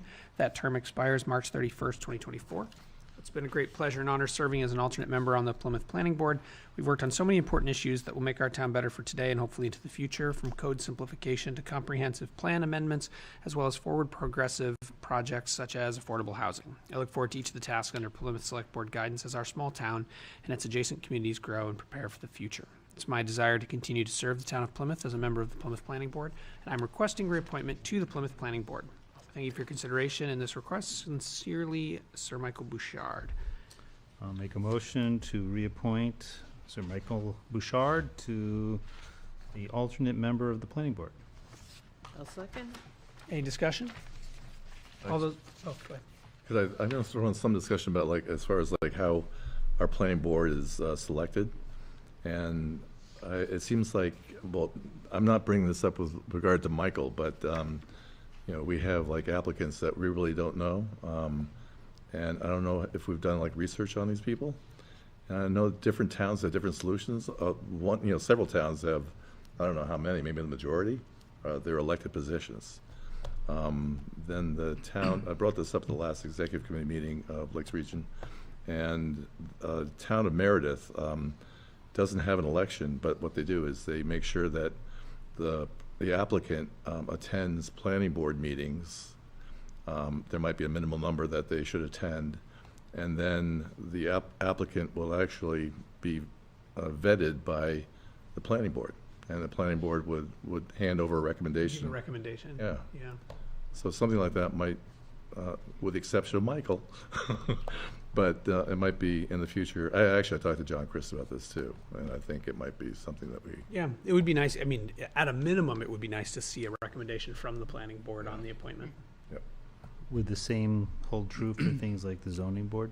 yes. Yeah, I would Any think so. board. What's the other one? Any board. Yeah, I any think board, really. The chairman would want to know who they are, what they're doing. So are Or many commission boards, too, for that matter. I mean, because you got the Energy Commission. Right, you've got, Yeah, and Conservation Commission, but so I think you mentioned that many boards in town, or many boards- towns. many towns go through elections for planning board, other Zoning boards, board, yeah. zoning? Yeah, Really? yeah. My son Devin was just elected to the Thornton Planning Board. Oh, so Thornton does an election process. Yeah, I didn't realize that until he told me. interesting. But he calls me all the time and tells me what's going on in Thornton. Give us something else to count on election night. yeah. I don't know. Well, it keeps our deputy clerk. There are Busy, times when Yeah. it's hard to get people. Right, that's what I was gonna say. Sometimes it's hard to get people, and so putting in too many barriers, suddenly you end up with not enough people on your boards. Yeah. We're pretty lucky at the moment that we have a full slate of board members and alternates. I think Exactly, it's I know. more than luck. Well, I that's true. think there's an aura about the town of Plymouth. I would agree. But I agree, though, it would be nice to have a recommendation come from that It might be a board. nice small step in a slightly more formalized process. Yeah. You can send an email out to the boards saying any future appointments or recommendations we'd like. Planning board differs from every other board, because the selectmen have authority over the planning board, whereas the town manager can manage the other boards and commissions. So So like- I think it would be helpful to have John come in. Is that true for zoning as well? Yes, it is. Okay. Yep, planning and zoning. To have John come in and have David Kent come in and have a conversation with them about that, because I do think it's a great idea Yeah. that they go to the planning board or the zoning board and have a conversation with that committee and show that there is an interest in it and that they've attended so many previous meetings to understand where the town's going. So I think there's a lot to be said about that, and having John and David Kent come in and have that conversation. Okay. Or just a letter, or do you want to actually see them? I mean, I think a conversation would be. conversation, okay? Yeah. Yeah, I think it'd be nice to have them both come in and have that conversation to see which direction they feel strongly about. But I think it's a great idea to be able to have them, have an applicant, so to speak, go in front of the planning or zoning board and tell what their interest is and why they want to be involved in it, and have they been watching the committee meetings as they've progressed. I think that's a good idea. Although we already know that Sir Michael is already well Well- versed in planning board. So that was a reappointment. It's a reappointment. Right. Yeah, he behaves. We had a motion, that was discussion. Yep. It's You wanna already vote? second. Yeah, we're all ready to vote. All those in favor? Aye. Any opposed?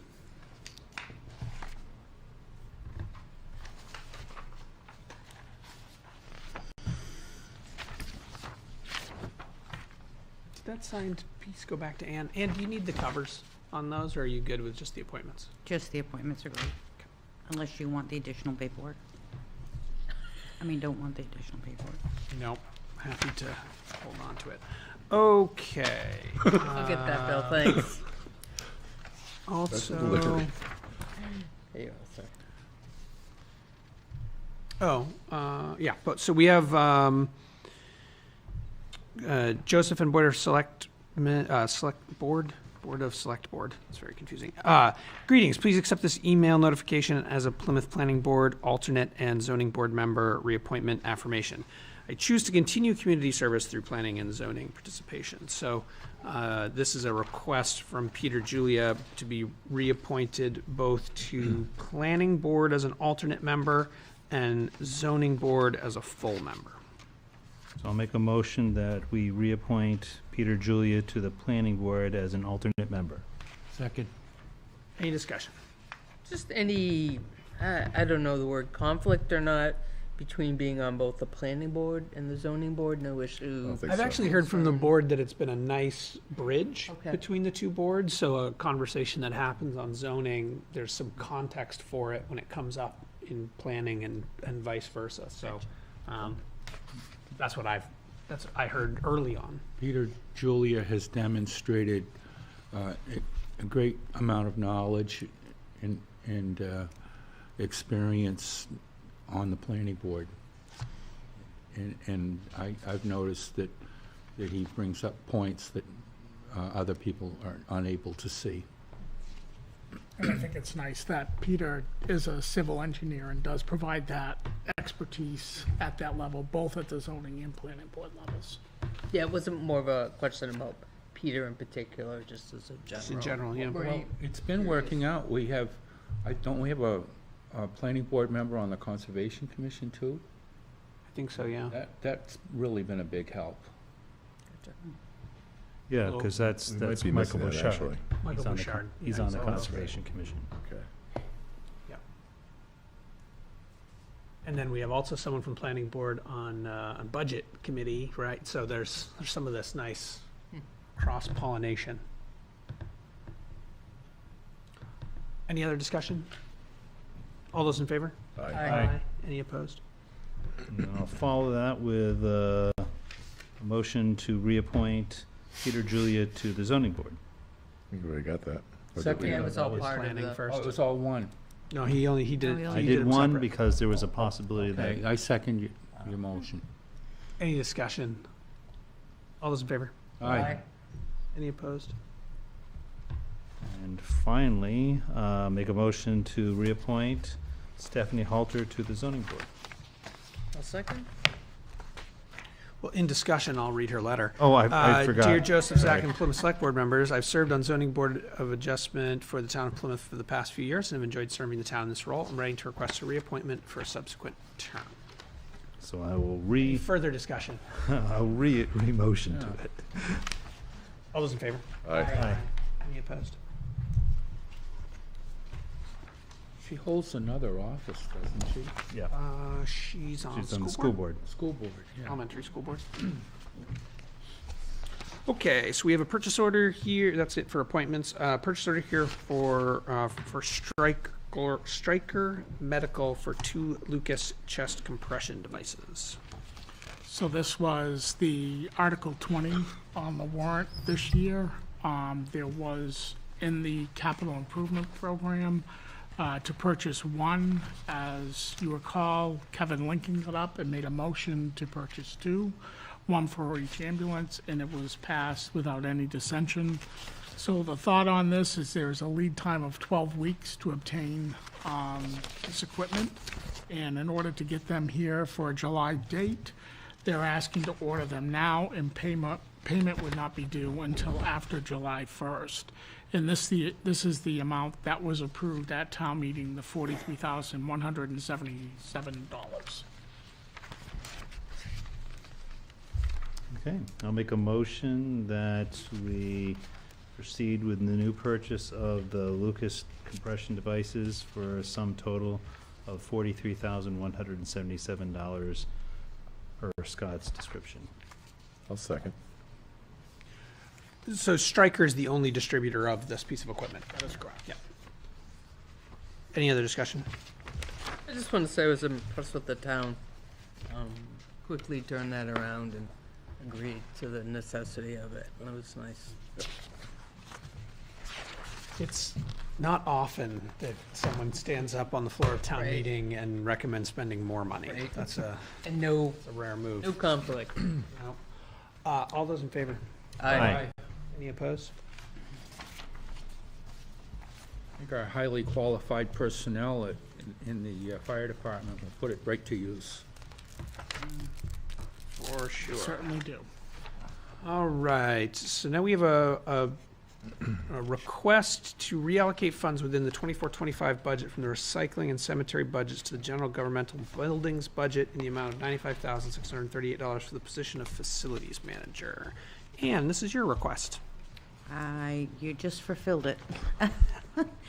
So when we put the budget together for 24-25, we did not have a facilities manager. In the next year's budget, we have that position. We will make sure that the funding is where it needs to be. So attached to this, I do have where the funding is coming from. It's basically salary, some benefits. The health insurance and dental will stay under the regular, where health insurance and dental is now under personnel administration.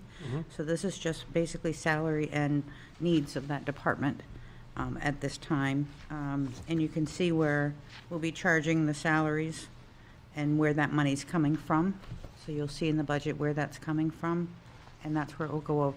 Now, this is for, again, as of July 1. We're not looking to.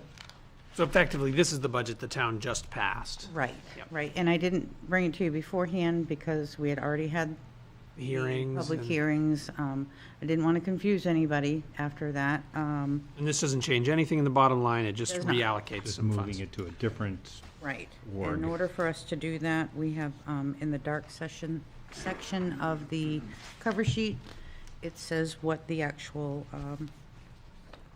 vote or did. motion needs to say. And we did this for the 23-24 budget a couple We've already meetings done it ago. for this year, yes, for 23-24, and this will be for 24-25. We get ready to work on 25-26, it'll already be there, we'll be budgeting it appropriately.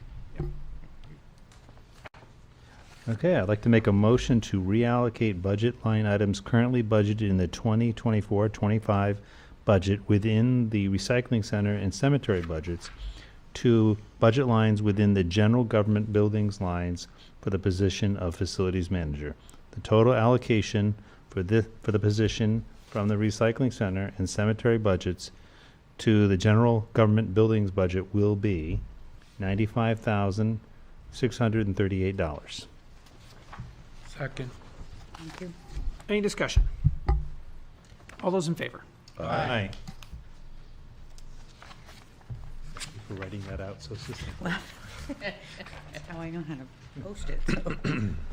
Okay, that's that. I also have, in the signature file, the MS 232 for us to sign. Is that correct? Oh, yeah, that probably got into the wrong file. That I usually tell you what that is. But, so if you look at the bottom line on the last page, I believe, or close to it, just basically reporting to DRA what was What- passed at town meeting. What did town meeting approve?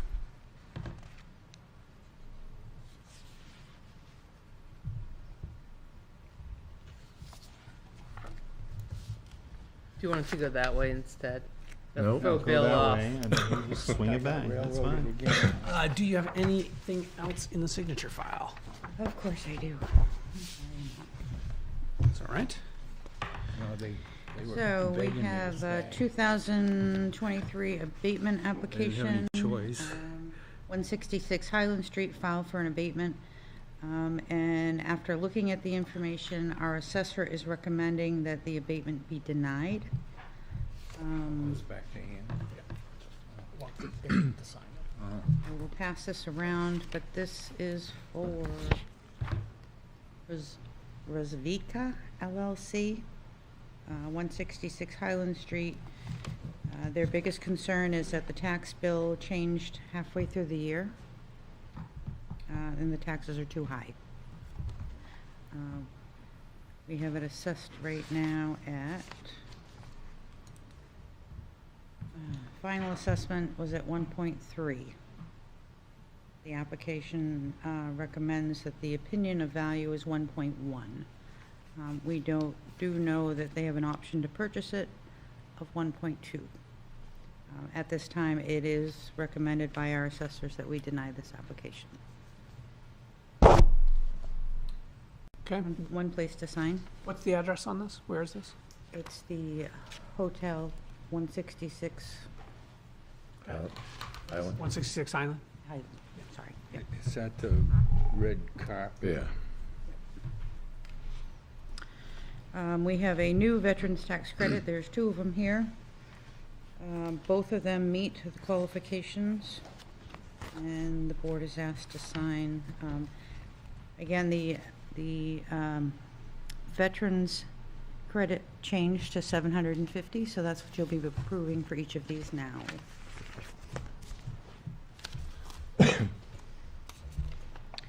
We also have two areas that are applying for current use. Do you have, Neil, do you have any part of these, either one of these? The first one you do, right? The Grace Church? Is that your, The Methodist Church? the Grace Bible Church No, of that's the White not me. Mountains? That's, okay. No, it's I just didn't want you to sign Plymouth if it was. Methodist Church. Okay. All right, so two current use applications, both have been approved by the assessors to put into current use. One is the Grace Bible Church. The other one is Henry Ahern's.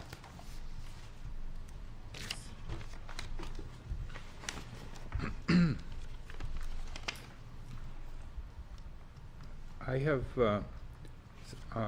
something that I'd like to bring up that relates to tax abatements. Would this be a good time? You want to wait for Scott to come back? Sure. Just because he probably will have Yeah. your answer quicker than, Is this a good time, though? Yeah. Yeah, we're about to go into committee reports after this, so, it'll be great Okay. once Scott sits back down. it's two places, right? Hey, I've been approached by Yeah. citizens who have applied for tax abatements, and they're concerned that they won't be given any resolution until July, Which is what the law allows. and that's their concern, is that it's so far out. And they wanted me to, bring it up at the meeting to see if there's... We have a current list of people that have applied for abatements as of the deadline, which was March 1st. Yeah, I know that the assessor is working on them, and she'll be in on Wednesday. I will ask her, what she thinks the process will be. realistically. Yeah, but the law says that the board has until July 1st. Yeah. And, it takes time. I think we had 84 They have abatements. an inordinate number of applications. They have 84 of them. And there's a lot of technical Yep, work that needs to be completed on each one. absolutely. And And this- everyone needs its own personal and time, it yep. could take a significant amount of time to go through 84 applications. I just promised But these if people that there I would is, bring it up. if there is a specific, not that we want to move somebody in front of somebody else, if there is a specific application, Neil, if you wanted to let either Scott or I know the names of the individuals, or individual, and we can check on that specific Okay, one. I can come in. Okay, or you can come in and see Emily as well. Oh, okay, on Wednesday, yep. Yeah. Wednesday might be a good day. It's supposed to rain.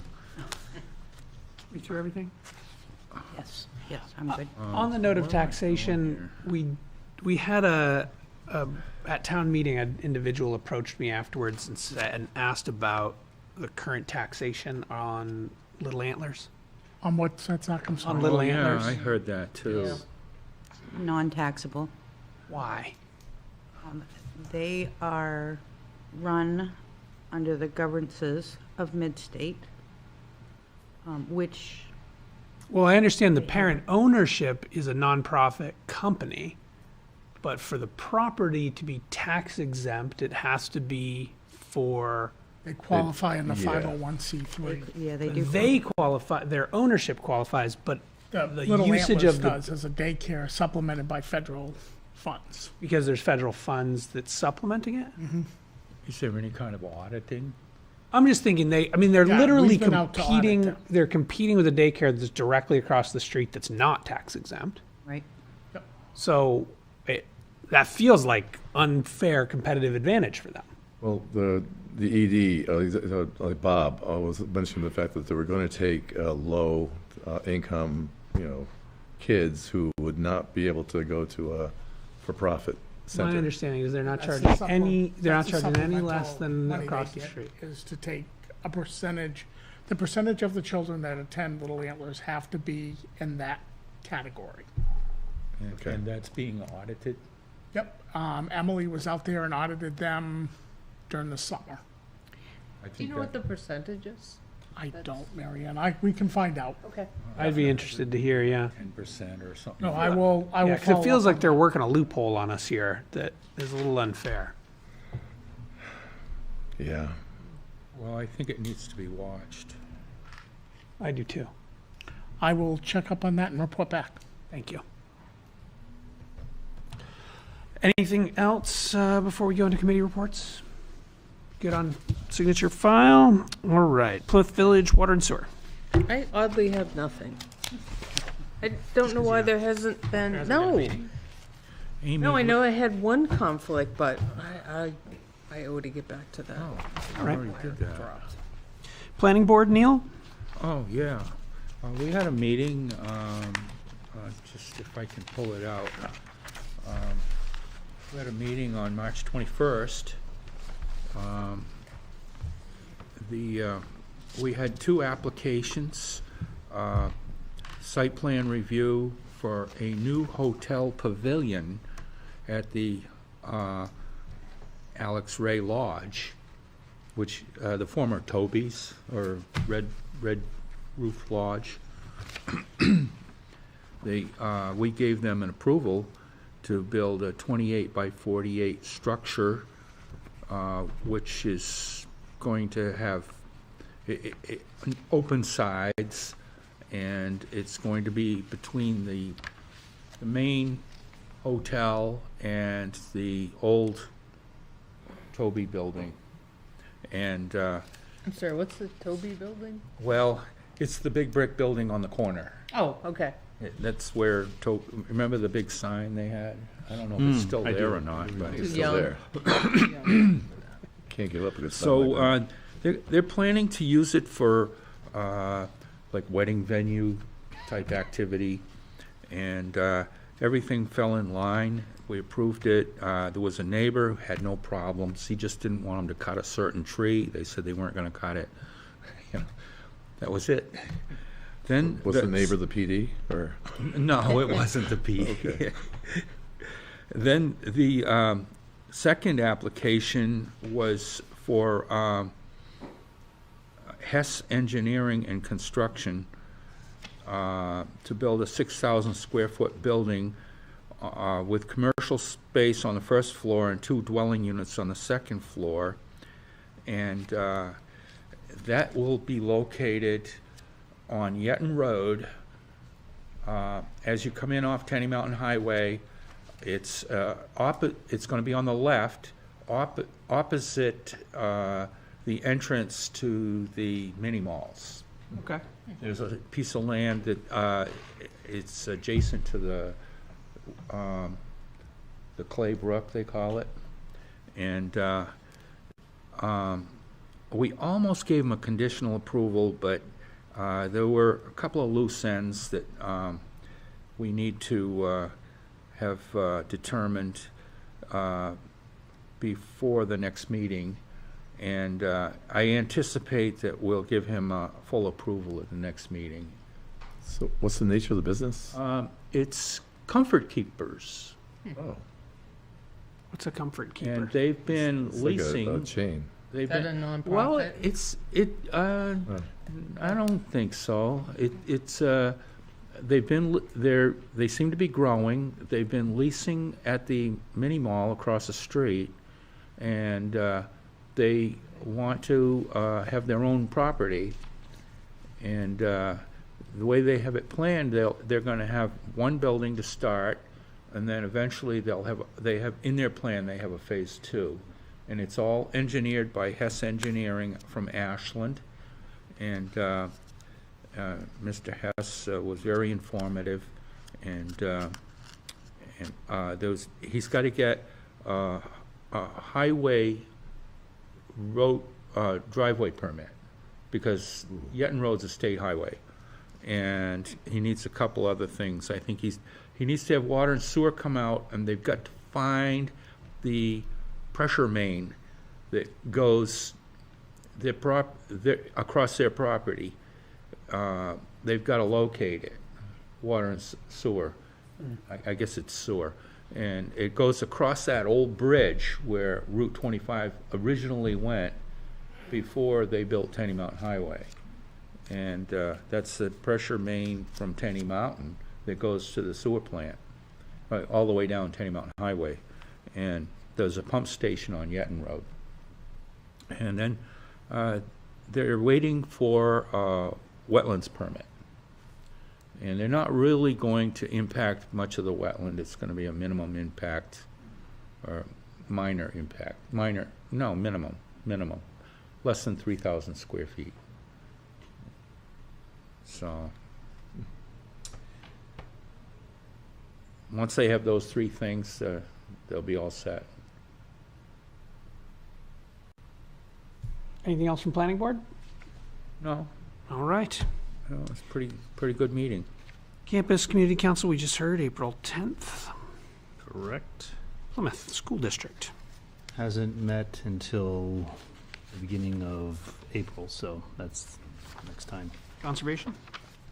Conservation Commission did meet last Tuesday. I have the date here. March 19th. I'm going to kind of deal with this a little bit in reverse order.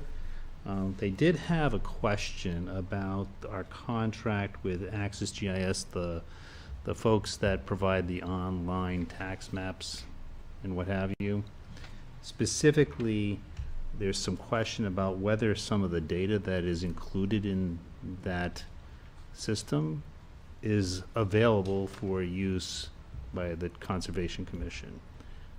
It identifies some, as I understand it, some wetland areas that are not on current granite wetlands maps. Granite is that system that the state uses. And so if it's available, if they can get it, they want to know how they can get it. So that's the Access GIS. And I figured this would be the group that would know. Would that be an overlay?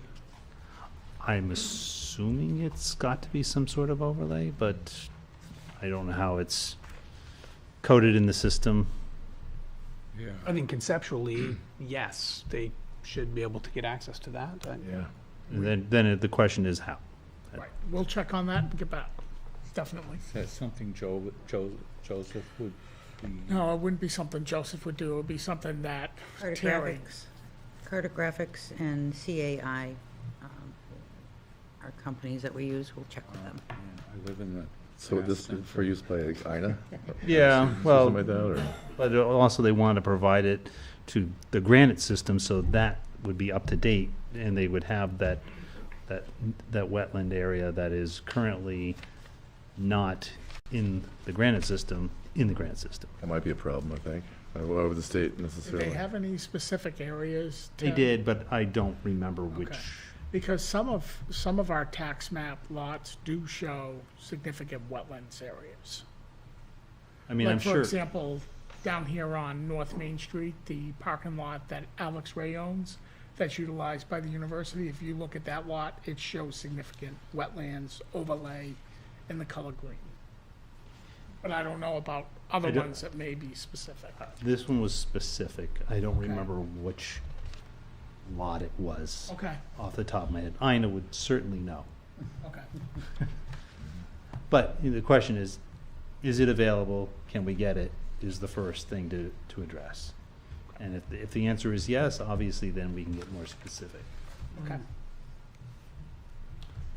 I do site-specific wetland mapping. Anything else from conservation? Oh, yeah, there's plenty more. There was an extended conversation about the NRI, that's the Natural Resources Inventory. They've set some deadlines for themselves to kind of get this together. It's been kicked down the road for a while, so they want to have a preliminary plan ready for the May meeting. They're talking about using some of their funds to see if they can find someone to do the work. Initially, they were thinking they had someone lined up, but that person got a full-time job, and now that is not an option. So they're looking for putting together an RFP. I worked a little bit with them to get them some boilerplate RFP / information to put in there, using the power of, AI to save myself a little bit of effort. So that's something that's moving forward. They also talked about putting together a specific meeting to talk about their bylaws, which have kind of been forgotten for a long time. So they're planning to do that on April 10th at 6 p.m. They're going to be meeting at someone's house to do that work because the room that they would normally use, this one is in use. They did talk about planning board, but that's already been covered. The communications committee talked about putting out something to talk about spring hiking conditions. They had a form that they want to put together to report downed trees on particular trails so that people can then submit. Let's see, the Trails Committee, they meet on April 8th. They're going to conduct some planning sessions for the summer, trail cleanup dates, some talk about the McGinley easement, and where they put up signs on that easement to, basically notify people that this is an easement and it's maintained by the Plymouth Conservation Commission. Basically, this particular area, what I gather, is very rough and not suitable for any kind of other use, but it's good for wildlife. They also talked about conservation areas, bike paths, walk paths, and some of the other conservation areas that they're looking to keep going. The last couple of things, they were talking about this development parcel that's being eyed for the Habitat for Humanity.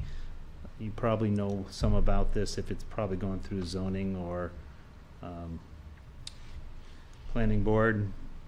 They have this long rectangular kind of lot that's proposed for development. They've been asked to kind of consult on this because there's some set-asides for conservation.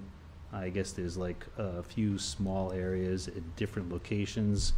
It appears that one of the larger areas was at the far end of the property was kind of identified to line up with other conserved areas or to be conserved areas at the far end. Did you have something, Neil? No, okay. Where is that lot? It's it's on Tenny Mountain Highway. And It's right behind Restore, Yeah. Oh, okay, so it goes right up to Claybrook Drive. okay. So they have mentioned a conceptual design, but they haven't been in front of the planning board or No, zoning okay, board. haven't gotten to that point yet. They want to have a corridor, And it was, wildlife corridor. and it was, the design that they had originally seen was fairly dense development. They were thinking truly, honestly, if we want to provide some open spaces, that might be a little bit overzealous in terms of density. I guess there's gonna be different areas where they have like more of the workforce housing, and then some of the other areas that are not necessarily as inexpensive for other types of housing development. When I had a conversation with them, it was like, we can work around property that's under conservation. And I'm thinking like, I don't know how you can, but maybe there's different degrees of conserved properties that maybe you can trade out. Well, planning process. If the Conservation Commission works with the planning board when applicants want to develop a parcel, if they can get concessions from the developer for a wildlife corridor. Oh, okay. So that's why you mentioned wildlife corridor. Yeah. Okay. That's the key thing, you know, like Tenny Mountain Highway is like a dam. It just, you know, makes it really hard for animals to get from the river to the uplands in, you know, up where you live. Clay Brook. So, do you mind if I? No, go ahead. Regarding the issues that, in fact, I had a long conversation with Joseph some time ago as far as, you know, the Town West Road hitting wherever, you know, either it's going to be, you know, Boulder Point or whatever, but there are conserved pieces of property out there too. And I remember June saying, yeah, you got like a block here and a block here, and you can't do anything. So I'm thinking, well, if we can somehow do concessions, Yeah, then maybe we could do something. yeah. So I know their initial thought is 45 to 60 houses up in there. Yeah. Connecting Claybrook Drive down to Tenny Mountain and that road over to Boulder Point Wow. is what their initial thoughts are when Clay Brook. Habitat for Humanity came in and had that conversation about it back a year and a half ago. Okay, initially they didn't have an end. Now they have Claybrook Drive? That? Yeah. Okay. Ah, it's an Wow. opportunity. I got, let's see, there was something, yeah, is the Conservation Commission having difficulty scheduling meetings at the library? You know, they used to use this yellow room over here, I have but they can't no idea anymore. if they wanted to schedule meetings at the library. They were just talking about this particular room, we've been meeting. Meeting right here? Yeah. Um, So if they were meeting at the library, that was pre-me. Well, yeah, we used to meet there a lot, but, you know, they lost the room across Yeah. the hall. And so, I don't know, I know Perlac still meets here, don't they? Perlac does, my board does, Yeah. Transport Central. In this particular case, this is a meeting that was scheduled to be off the normal calendar. Oh, So so that's the reason why they're It just holding, conflicts with something that's here. Campus I Community just Council. wondered if it's a kind of an evolving problem, you know, having a meeting space. I think the library is pretty accommodating to the groups associated with the town. Yeah. I did, no one was complaining that, I just told them that they couldn't have this space.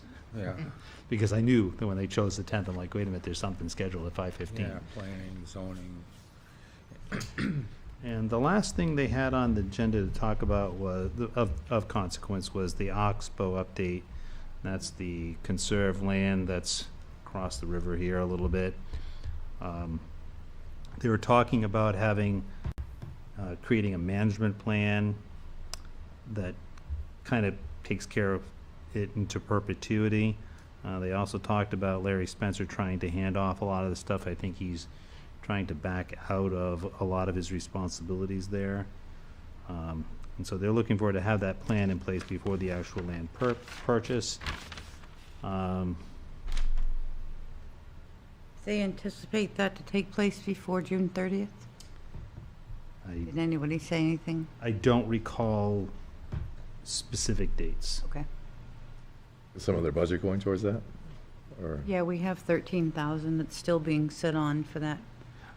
They did specifically say that the PCC is responsible for paying for that appraisal.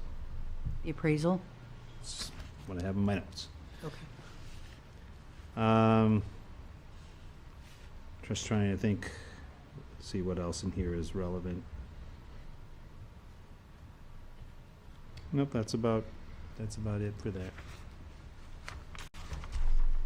All right, any questions for Ted? Capital improvement has not met. LRPC? I attended their executive committee meeting, and the only thing that I can remember from that meeting is that they're trying to select a new ED, and the current one is leaving at the end of April. There are 5 applicants, and they were talking about transitioning the new ED with a sign-on bonus and also moving money. And we had a really interesting conversation with a landowner who borders a large tract of maybe 150 acres, and it's down in Alton, and there's a corporation that wants to put in an event area with living spaces and performance venues, and so this gentleman was very concerned about his property, considering it was bordering it, and also there could be additional entities that might want to be able to be on the review process, because it's going to generate a lot of noise, it's going to echo across the lake, so but that's what he's dealing with, and he wanted perhaps Lakes Region to go to bat for him, but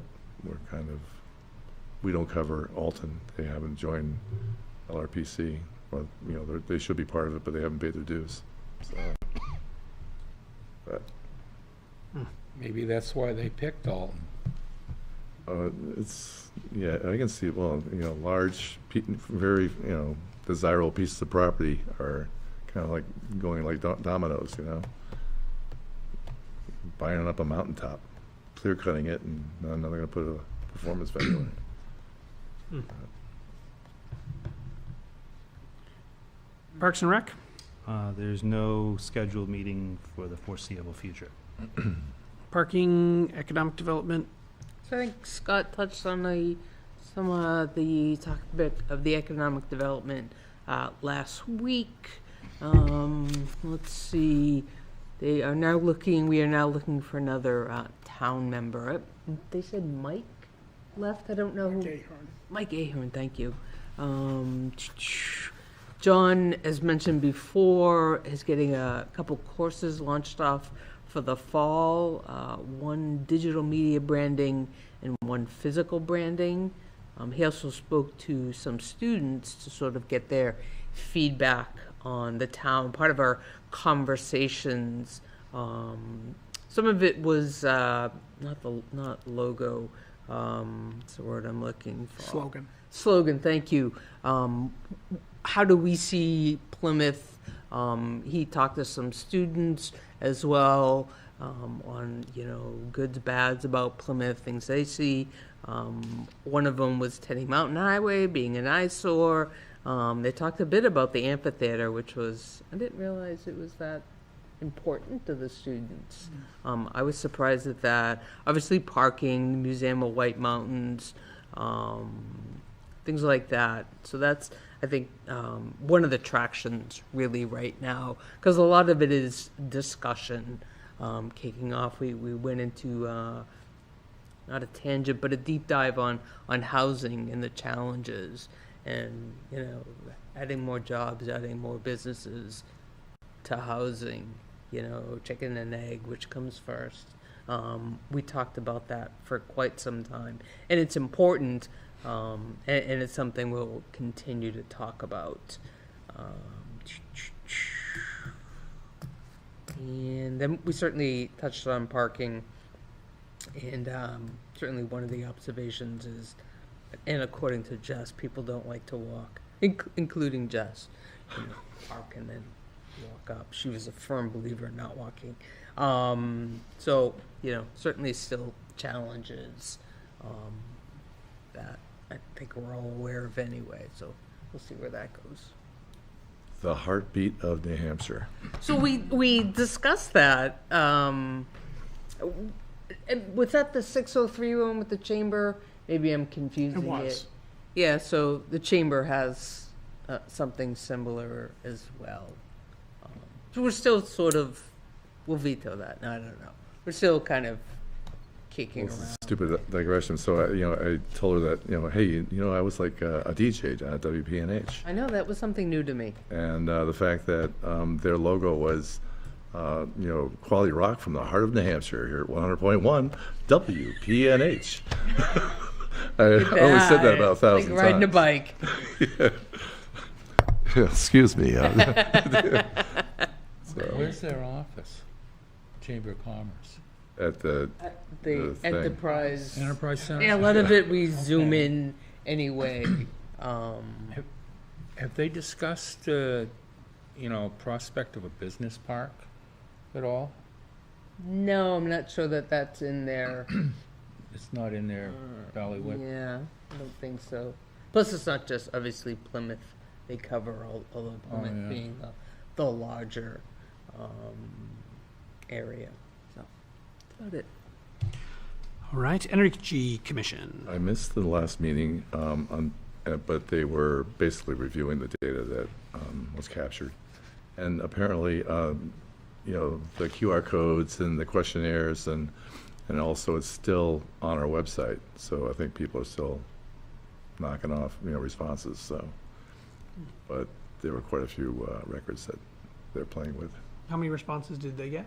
Not certain, but when we were handing out, people were doing like the questionnaires while, they were going into both the town meeting and also voting, and then also QR codes and sharing that out. So, I don't know, we probably distributed a couple of hundred, pieces of paper, so. Bill, we do have a folder downstairs. At least one has come into Town Hall. I don't know if you want us to reach to Grace or just put those Yeah. in your box. Yeah, Grace probably. Give them to Grace, okay. Yep. Advisory Budget Committee is not meeting yet. Chamber of Commerce. Let's see, we met, it's been nearly 2 weeks ago. Some various events, the Business After Hours from March. I don't know if it's already taken place or not. At Whole Village, along with being sponsored by Gowan Realty. They are, although I know it's up, a page on the website regarding the solar eclipse and any events in the area that are happening there. Talked about new businesses and goals for the membership drive, what that looks like, early bird, what that looks like. They've done early bird. Certainly they run on a tight budget, so do they continue that?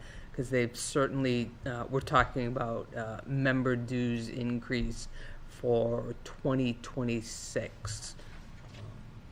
So that could be significant, although they're just starting that conversation. Time for Maddie, the ED review. You talked about the scavenger hunt, and they're still looking for more sponsorship. What's the date? May 18th. So there's still, I guess it's still some time out where they have to worry about that. They've actually got the fall, or at least September and October Business After Hours set up. I don't have any more details, but that's good to actually be already out that far and have those already scheduled.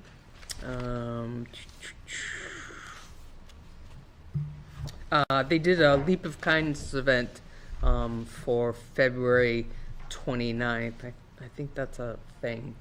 And they work with Cafe Monte Alto.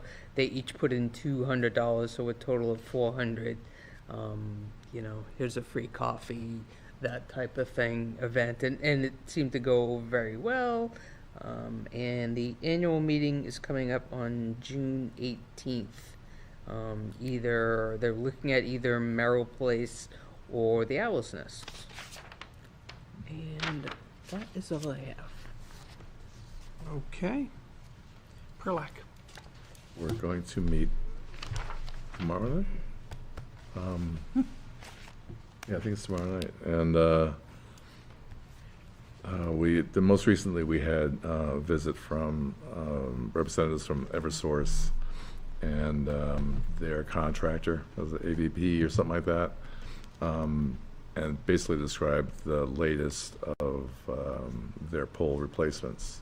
And this is going to be like the Franklin area, which, we also cover.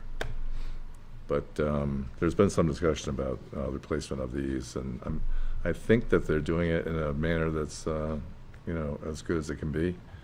They are protecting the wetlands, they are noting where the wetlands are, and the result is a pole that will last, I don't know how many years, 50? But yeah, they cite that because of, woodpeckers and rotting at the tops of these poles, that they need to be replaced. So I think it's a pretty good outcome. Bears clawing them.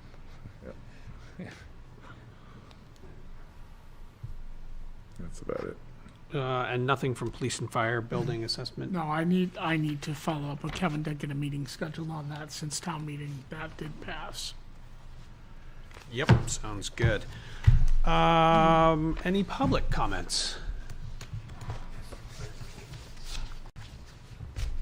Along the marketing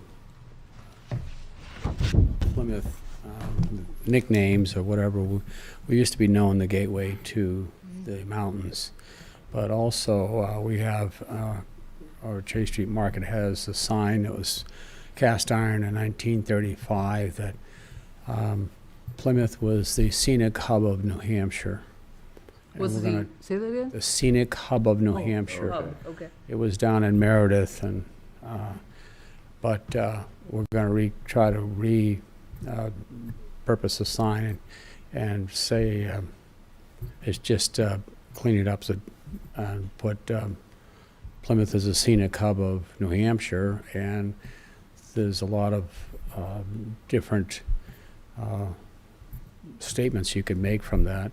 The other one is one time they were talking about taking a spin off of the gateway and put Plymouth as the gateway to the future and put it on the Enterprise building, so when people come in, they know what town they're coming into. Right.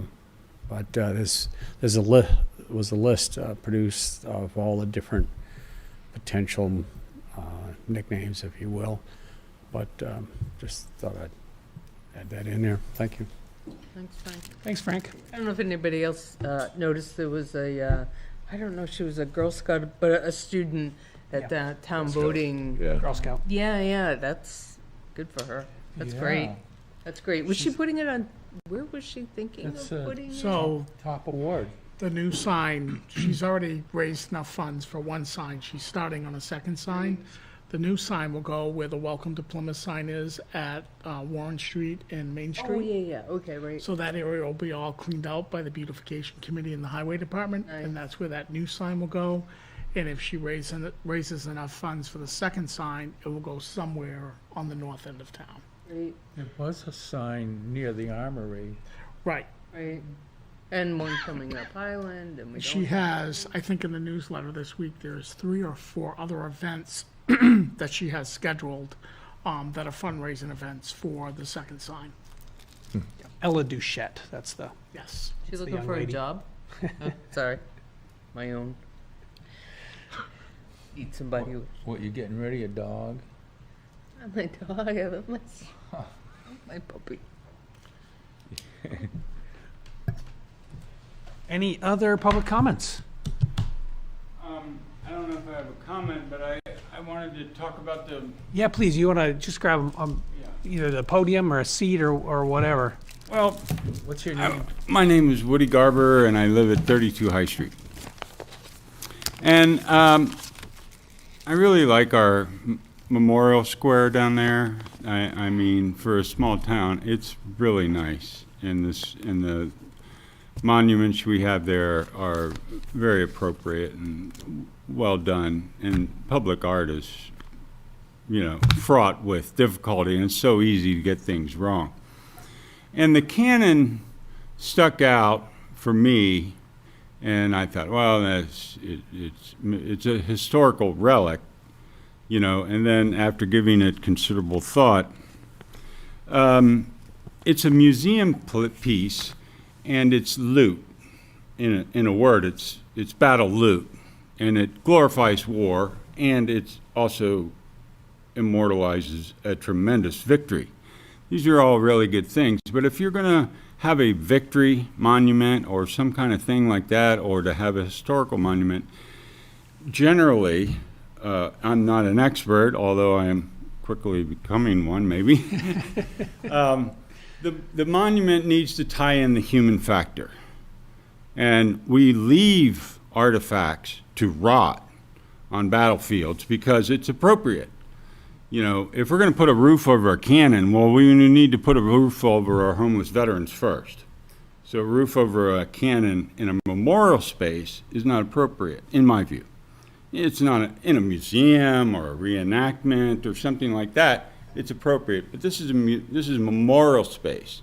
So if it's and the cannon is a victory, it's a very important victory. If you know anything about the Battle of Bennington, does everybody know about the Battle of Bennington? No.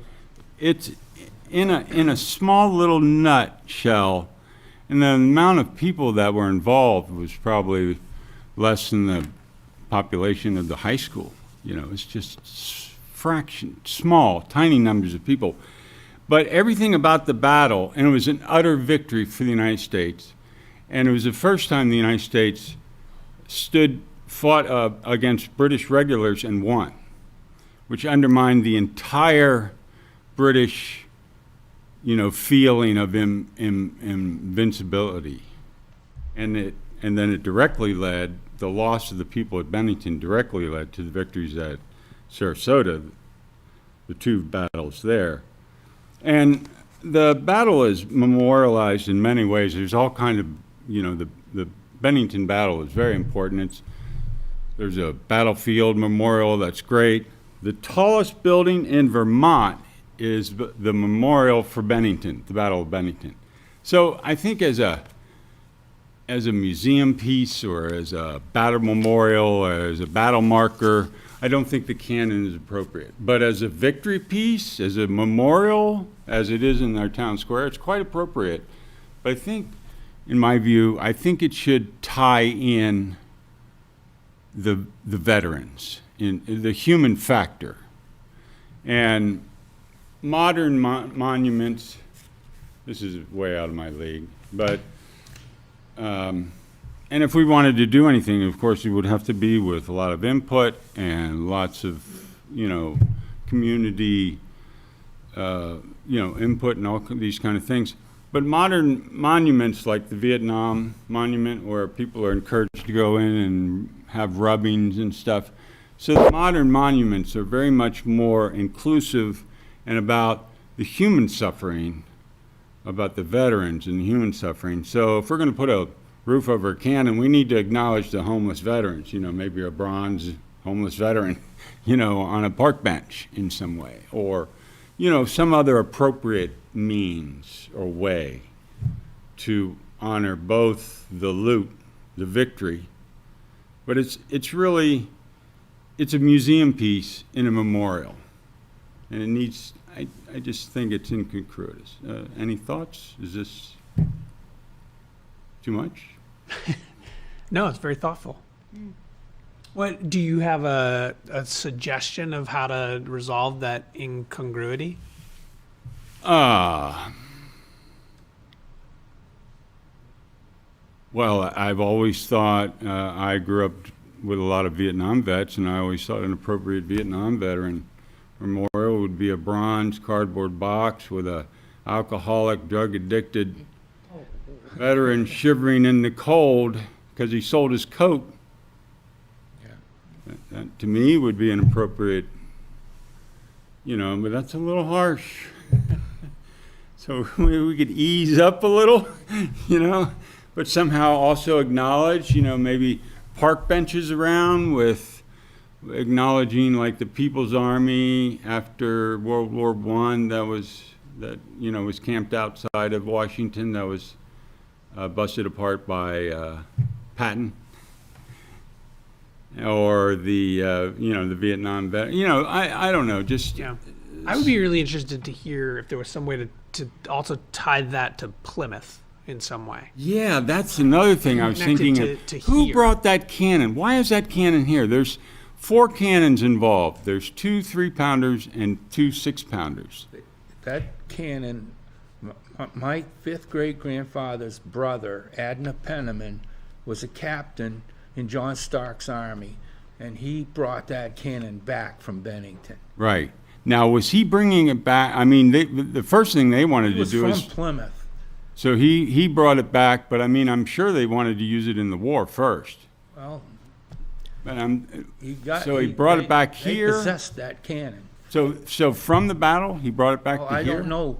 I don't know. Yeah, because as I soon know as... that he went to, he was at Bunker Hill, he was at Newcastle first, then Bunker Hill, then Bennington, and then he went to Valley Forge, and he wound up in Yorktown. Right. So somehow he brought that cannon back, and I think his little contingent had it. I think that would be a great story. You know, where that But cannon it went, requires and who a little, that person is. That's just family history that Right. it came down through the family. That's all I can tell you. Well, we have a historical artifact that's here. And, you know, somehow it got here. We don't know where it went from the Battle of Bennington. I mean, these are all things that... No, they probably used it until they got to Yorktown. Well, He came back with it. yeah, and as we know, artillery is still somewhat important in war. Well, that cannon has all the Oh, yeah. Royal British numbers on it when it was made, and Right. and And the use of those 2 cannons was instrumental in the history battle. of the Royal Army. Right. You know, Anyway. General Burgoyne had the cannon. Yeah. It's a fascinating story. So anyway, my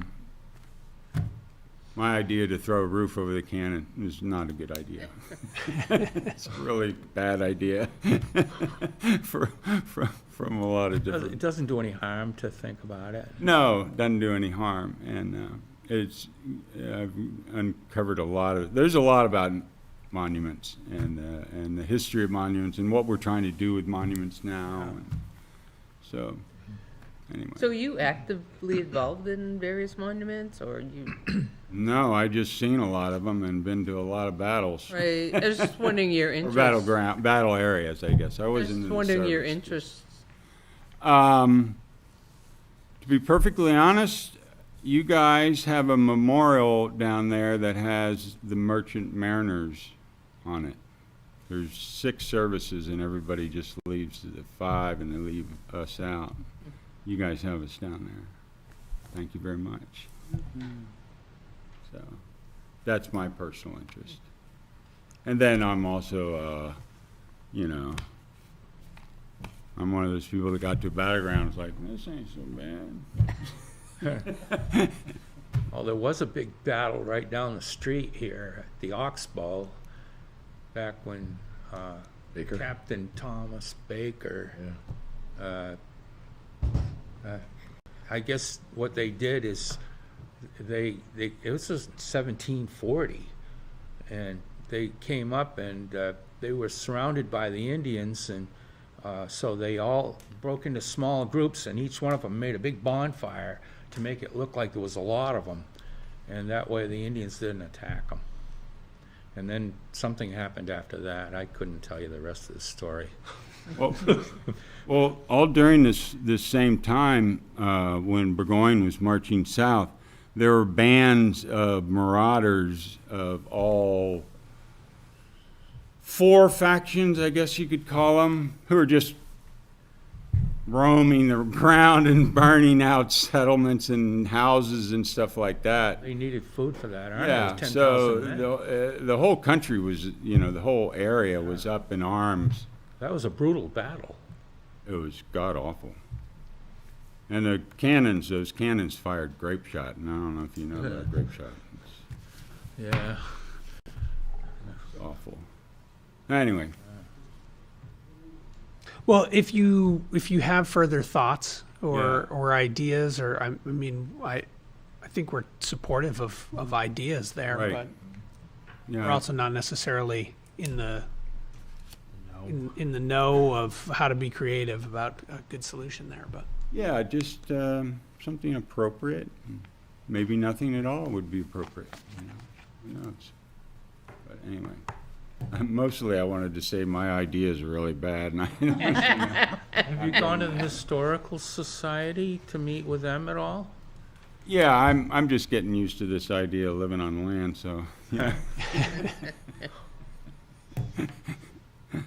Kind of like Jeremiah Johnson, huh? Yeah, I love that thing. He goes, "Oh yeah," as they were walking away. He goes, "Who won?" You're talking about the Civil War. Oh, there was a war. Oh yeah. They're walking away. He goes, "Oh, by the way, who won?" Really didn't know. All right, well, I better get out of here. Thank you. Thank you. very much. Thank you. with that, any other topics from the board? Motion to adjourn? Second. All those in favor? Aye. Or Mary Ann didn't second. Are you making fun of me? It's just getting slow.